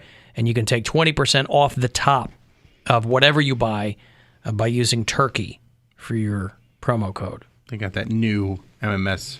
They got a hoodie, and then they also have the Guns N' Roses shirt. Both are awesome. Is that the Skull and Crossbones one? Yeah. That's okay. I tweeted out a picture of myself wearing it because someone tagged me. They were like, this has Mary Santora written all over it. And Cleveland Clothing Company was like, she already got one. Mm-hmm. And then I tweeted and I said, she sure does. Mm-hmm. Picture me wearing it. Right. Now, if you want to see a picture of Mary not wearing much of anything, she posted a thirst trap for you at her Instagram today. It's not a thirst trap. It's under the guise of, hey, look how much weight I lost. But it's still a series of scantily clad photos. It's not scantily clad. It's a bra and underwear. Do you know what scantily means? Scantily implies sexy. This is like fitness. Scant means little or no. Doesn't imply sexiness. I feel like scantily clad has an air of sexuality about it. It might, but the word scant has no sexual connotation to it. These are photos in which she is scantily clad. Yes. Well, I finished I finished that 8-week program today. I did my macro tracking, and we had to do 10,000 steps a day and drink a gallon of water and do 3 workouts per week. And yesterday was my last day doing it, so I posted the before and afters. And I've only lost a few pounds. It's only like a 3-pound difference, but my body looks completely different. Why are you laughing? Oh, someone else said something funny. Oh, good. Our boss Keith on Twitter said he went to the refrigerator looking for half of a McRib. Oh yeah, I said in the video that I was going to bring it to work. People are asking me if I did that. I did not. I thought better of it. I'm like, nobody's going to want to reheat this or eat it. Or that is not true. Because, you would have? No, I'm not saying I would have, but there's the time when I tried to do the Nuggets challenge, and I left them in the kitchen area, and then Jeffrey came in the next morning and ate them. Yeah, I'm not leaving food for Jeffrey or somebody else. I don't want to be around somebody who's willing to eat a 2-day-old unheated McRib sandwich. You don't have to be around him. I'm here all day. He'd find it on his own. Yeah, right. No, I tossed it. I'm not looking to do any harm to any of my coworkers. But Mary is, again, everything she just said, bravo, does nothing to negate what I said, which is that scantily clad photos of her exist right now on her Instagram account. They do. It is a promotional picture of my progress through this program, which is, I'm very happy with it, to be honest with you. I'm proud. Hashtag abs. Hashtag added abs. Abs for ads. So after you said you're down 3 pounds? Yeah, I've only changed a couple pounds. It hasn't been a lot, but I went from is that the desired effect? The desired effect was to be healthier, and that has 100% happened. Just getting, reining in my food, because I was eating a ton of fast food being on the road those last couple months. And then, I'm a lot more physically fit just from doing the workouts a couple times a week. And I've replaced, you can see in the pictures, I was pretty much all flub. I didn't have any muscle on my body at that point. So I feel good. I've got some muscle definition in my legs, and I'm building up a little booty, and my arms look slimmer, so yeah, I'm happy So this about is something that you would probably continue to do. Yeah, you're not, with the macro counting, it's not supposed to be like a forever thing. You do it in a couple month periods, and then you go into like what that's called a cut, and then you go into like what is just maintaining. So I'm going to do this for 2 more weeks voluntarily, and then I'm going to maintain over the holidays. So I'll have more calories and more macros to do every day, a little more wiggle room, and then I'll cut again in January. So yeah, I'm happy. I'm very happy with it. The results are awesome. I was a little, I mean, it's definitely the most revealing pictures I've ever put on Instagram, but Yet. Also yet. But it's, like I said, I feel like it's not as, and you guys, once you told me that it didn't matter if I was fully clothed, that guys are going to do what they want to the pictures anyway, but I didn't feel like it was as... No, we said you're not clean unless you're zest fully clean. Oh. That's what we said. How did I mess that up so Hashtag not an badly? ad. I don't know. Huh. I don't know. I have always said you're not fully clean unless you're Christ fully clean. Yes. Baptism. Hashtag baptism. Take the scales from off my eyes so that I may see. Yeah, okay. So you're doing that and happy with it? I'm happy. Yeah, I'm very happy. I feel healthier. I feel, you know, what's cool about the program that she did is that she had, I don't know, the things that she would say that would make you like change your mind about day-to-day stuff, where she was just very uplifting in weird ways. She cussed a lot. She's a foul-mouthed trainer. But she would say things like, where she's like, you are already so good at hating yourself. Women are so good at picking themselves apart. What we're going to, like, why don't we practice? Always get better. Well, it's like, why don't we practice building yourself up? You already know how to hate yourself. Why don't you learn how to be like, you are lucky to look at me. You are lucky to get a chance to see this picture, you know what I mean, or whatever it is. So it's, you know. That feels weird. It's kitschy to no, because women tear themselves down. Right, how dare I look this way or wear this outfit. I'm not saying. I feel like it's the having other people's influence be part of it. Other people's influence are why we tear ourselves down so much. So that's why I'm saying, like, I feel like it'd be like, I like the way I look, and like not even involving the other people and just making it more about just how you feel about yourself. It is, but it's to that. I'm just saying that's just like an example of what she said, where she's like, you're so used to tearing yourself down all the time. Right, I'm not saying anyone should tear themselves down, but I'm just also saying, like, it's about confidence. That's what we're talking about. And the confidence to just be like, I like the way I look, I'm seeing the progress, I'm seeing the gains, and that's like the stuff that works for you but doesn't work for me. Mm-hmm. Like the other people part of it doesn't encourage me. Yeah. Well, when I do something that I'm proud of, I want to share it, and I want to show it off. I mean, in certain things, I do want to share it. In certain things, I want to not. Yeah, I mean, that's fine. What's something you don't want to share? My candy. My candy. No, I don't know. Don't put your hands in my candy bowl. I will say, once since I've been home, my mom has been kind of like smothering me in snacks. I'm like, Mom, I'm still trying to. You're going to Mexico, doesn't she? She's trying to. She's really putting. it. She's like, putting a stick. home? She's putting a stick in your spokes. She's like, you look great. Don't worry about it. She's like, here's some Reese. I was like, don't give me the Reese cups. She's like, but they're in the shape of a Christmas tree. I'm like, oh, those are the best. But why is that? But why is that her answer to? Is just to stuff candy in your face. I think that's a parent thing. She just want to give you treats. Yeah, she literally. I'm like, oh, just. She's like, what do you want from the store? I'm like, oh, just give me like some rice, some brown rice. I could just put in the microwave and some stir fry vegetables and stuff. She's like, okay. She's like, well, I didn't get any of that stuff. she's like, I got a Walmart chicken. Wait, so she asks you and then actively doesn't get what you asked her to get? Yeah, she was like, oh, I just ran through here. She's like, I got you a bunch of Gatorades. She was like, I got you a bunch of candy. Why did she? Gatorades and candy. It blows me away that your mom's a nurse. Hydration. It does. What do you mean? Your mom's a medical professional. She goes. They're supposed to eat healthy in every single way? I mean, is that the craziest thing you've ever heard? Yes. I mean, most really? of the nurses are worse than their patients. Okay, but you also understand why. You also understand that it's not crazy to say that somebody who works in the medical industry. Yeah, they're there to keep you going. They're not necessarily going to be like the pillar of health. Not to say my mom's not healthy, but she likes her snacks. But if she asks you and you tell her and she goes, I didn't get any of that. Because she was just like, why did she ask? Because she wanted us to have like dinner together, and that's not what she was trying to prepare. I'm gonna have chicken. You're gonna have candy. And Well, no, Gatorade. Those were snacks. But yeah, as far as drinking. Snacks. Get the electrolytes. Yeah, she just walked in and she knows I'm a Now, sucker. when did you have your snacks? I had them before bed. You had your snacks before bed. How long are you going to be with your mom? To the end of the week, till my roommate tests negative for COVID. End of the week, gotcha. Okay. So she's gonna be doing this.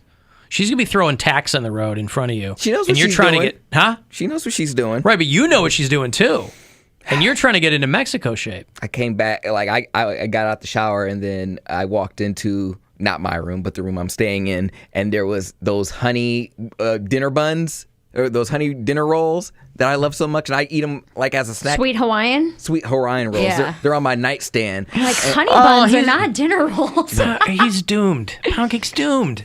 And I'm like, he's doomed. I was like, where'd you get those? She's like, oh, I know you like those. I'm like, I'm on a diet. She's Those like, things, do you Those even are so want to good. know how many calories No, is I in one of don't, those because I things? already know. Those How much things sugar? are Like it's they're- all sugar. yeah, it is- they're so they're good. so I will. good. They're They- amazing. King's but Hawaiian buns? They are Yes. delicious. Aren't they supposed to be for sandwiches? Sandwiches are they have like little ones And for they're like dinner dinner rolls. rolls. They're like obviously a smaller size and they're not the big. But you eat them hamburger as a buns. snack before bed. They're like a dinner roll size. They're right, smaller, but yeah. Poundcake, you eat them before bed. No, I didn't have them before bed. She put them on your nightstand. She put them on my nightstand as a So snack. when you do your podcast, you can lie there and eat King's Hawaiian rolls. Oh my god! Gotta finish my King's Hawaiian roll. The bread gets stuck to the roof of his mouth. Young man.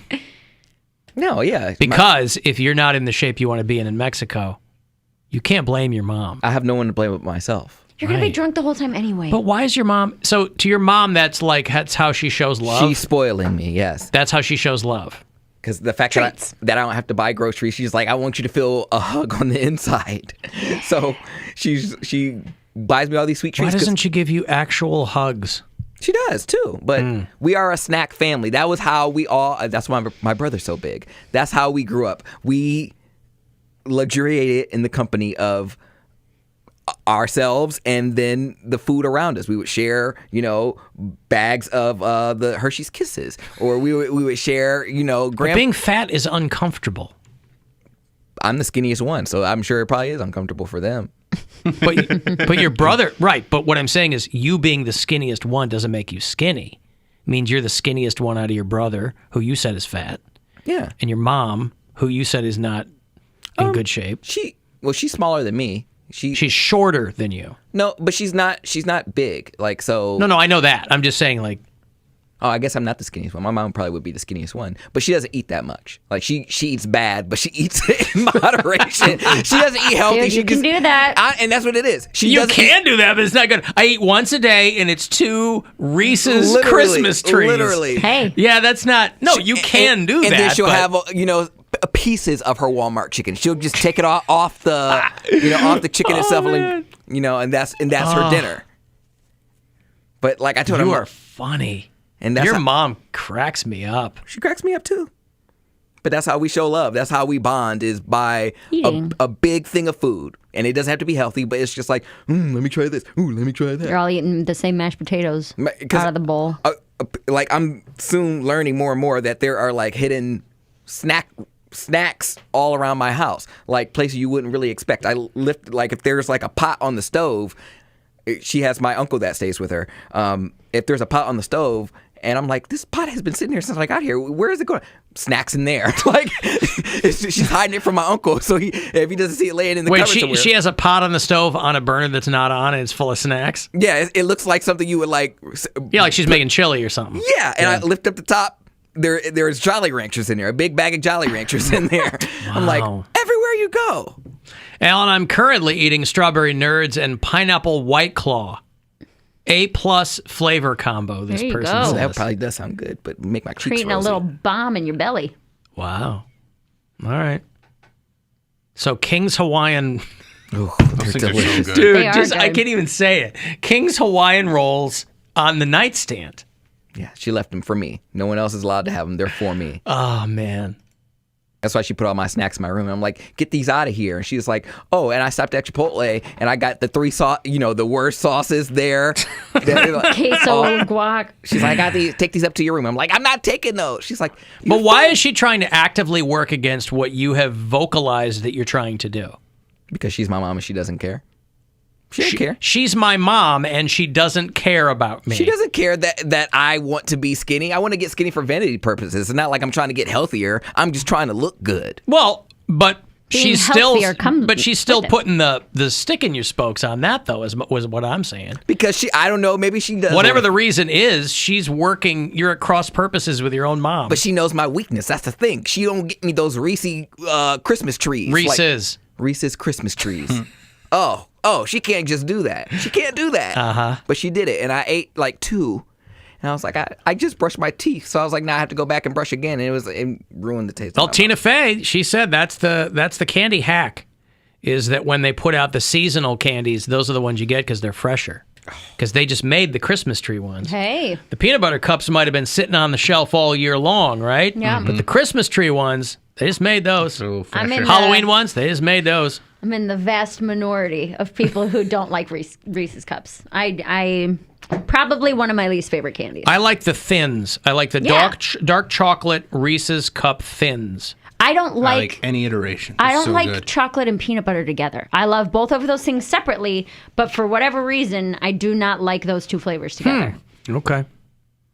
A little bit, or maybe if there's like a peanut butter swirl in an ice cream or something like that. But my boyfriend will destroy Reese's Cups. There's just, I don't like them when they get really fat. Like when they make the Christmas ones, here's a snowman. It's too much. It's too, I don't know. Oh, I like that. Alan, how do you guys feel about Skittles bringing the lime flavor back? I don't know. First I've heard of it. Yeah. First I've heard of it. Is it apple or something? I put them all in my mouth at the same time and chew it like a monster. I didn't realize I don't that know. lime Skittles went away. I thought. After 8 long years, Skittles is finally bringing back lime, says this article, officially taking their rightful place back from green apple. So it's been green apple for the better part of a decade, and now they're bringing back lime Skittles. I can't remember the last time I had Skittles. I'm a big fan of Skittles. I love Skittles. I just don't buy candy ever. My daughter got some at Halloween, so Yeah. I popped a couple Skittles in my mouth. I like to mix them with M&Ms. Hey, you're a And psycho. then- Psycho, yeah. and then put them onto an unsuspecting public. Here, grab a handful. Throw Reese's Pieces in there. Reese's Pieces. Oh, I do. And then Reese's Pieces? Reese's Pieces, Yeah. but then you get 3. You get a peanut butter, Yeah. a strawberry, and a chocolate all in there. Yeah. Really confusing. I'll tell you what, everybody gives me a hard time, but I've converted a couple of people. If you have a Skittles and a M&M accidentally in your mouth at the same time, Not the end of the world. I guarantee you it's not the worst thing you're ever going to It's just sugar taste. playing with sugar. Yeah, it's pretty good. It's not bad at all. Still not what I want. Especially if I'm expecting one and not the other. Yeah. You don't want that by surprise. So, Cody, if your mom checked your room the next morning and there were the exact same number of King's Hawaiian rolls on the plate, would she be upset? They're still in the package, so she would have. Oh, in the package, okay. Yeah, I have my own. She doesn't plate them for you. No, because it'd get stale that way. They're still packaged. I see. Yeah, it's the whole package. Then she's not putting one She or puts two out. she puts the whole package up there on your nightstand. Yeah. He's never leaving that house. Yeah. He's not moving back. Well, that's the whole point. I moved out because I was like, I will never. They're gonna have to cut the door off the house to get them out. Yeah, that's what I'm saying. Like, I can't. My lifestyle is sustainable. Like, I eat once a day here, and that's how I program my body. My body's in shock right now. I'm eating all this stuff. I'm like, oh no. I was so good on not eating the snacks. Right, but you don't have to eat them. Oh yes, I do. What did I say last week? Poundcake lets life happen to him. I mean, I'm firm in that conviction. I believe he lets life happen to him. Now, in his defense, I am someone who I cannot keep snacks in my house because I don't have the willpower not to eat them. Or like, how do you know you don't if you never have snacks in your house? Because I will eat all of them. I will have a regular bag of chips the last one sitting, or I'll eat it. And I have a very, very Man, hard time no. with indulging. Like an ice cream sandwich, I will kill a whole I'll eat the box whole of ice box. cream Really? sandwiches. Yeah, I have a don't really get hard any time ice with cream that. sandwiches in my house. So when it comes to things Yeah, but like, then you go, oh, now I don't have any for later. I will get another bag. Oh, you get another box. Yeah. More, yeah. So then you're spending all your money on ice cream sandwiches. So that's why I just or don't fill in the blank. Just don't whatever keep it in the house. Where my sister comes over and she gets so mad at me. She's like, "All your snacks are trash. Rice cakes are not snacks." And I'm like, This is why I do this, because then if I want to snack, I don't have chips and candy. I get rice cakes and strawberries. So there can't be a happy medium, because you have to have snacks that suck, because if you have something delicious, you'll eat all of them. Eat them all. Well, then eat all of it. But why have any snacks? Why Because have? I'm not going to eat 8 rice cakes. I'm going to eat one and be like, that was fine, I guess. I got something crunchy. But why eat a rice cake at all?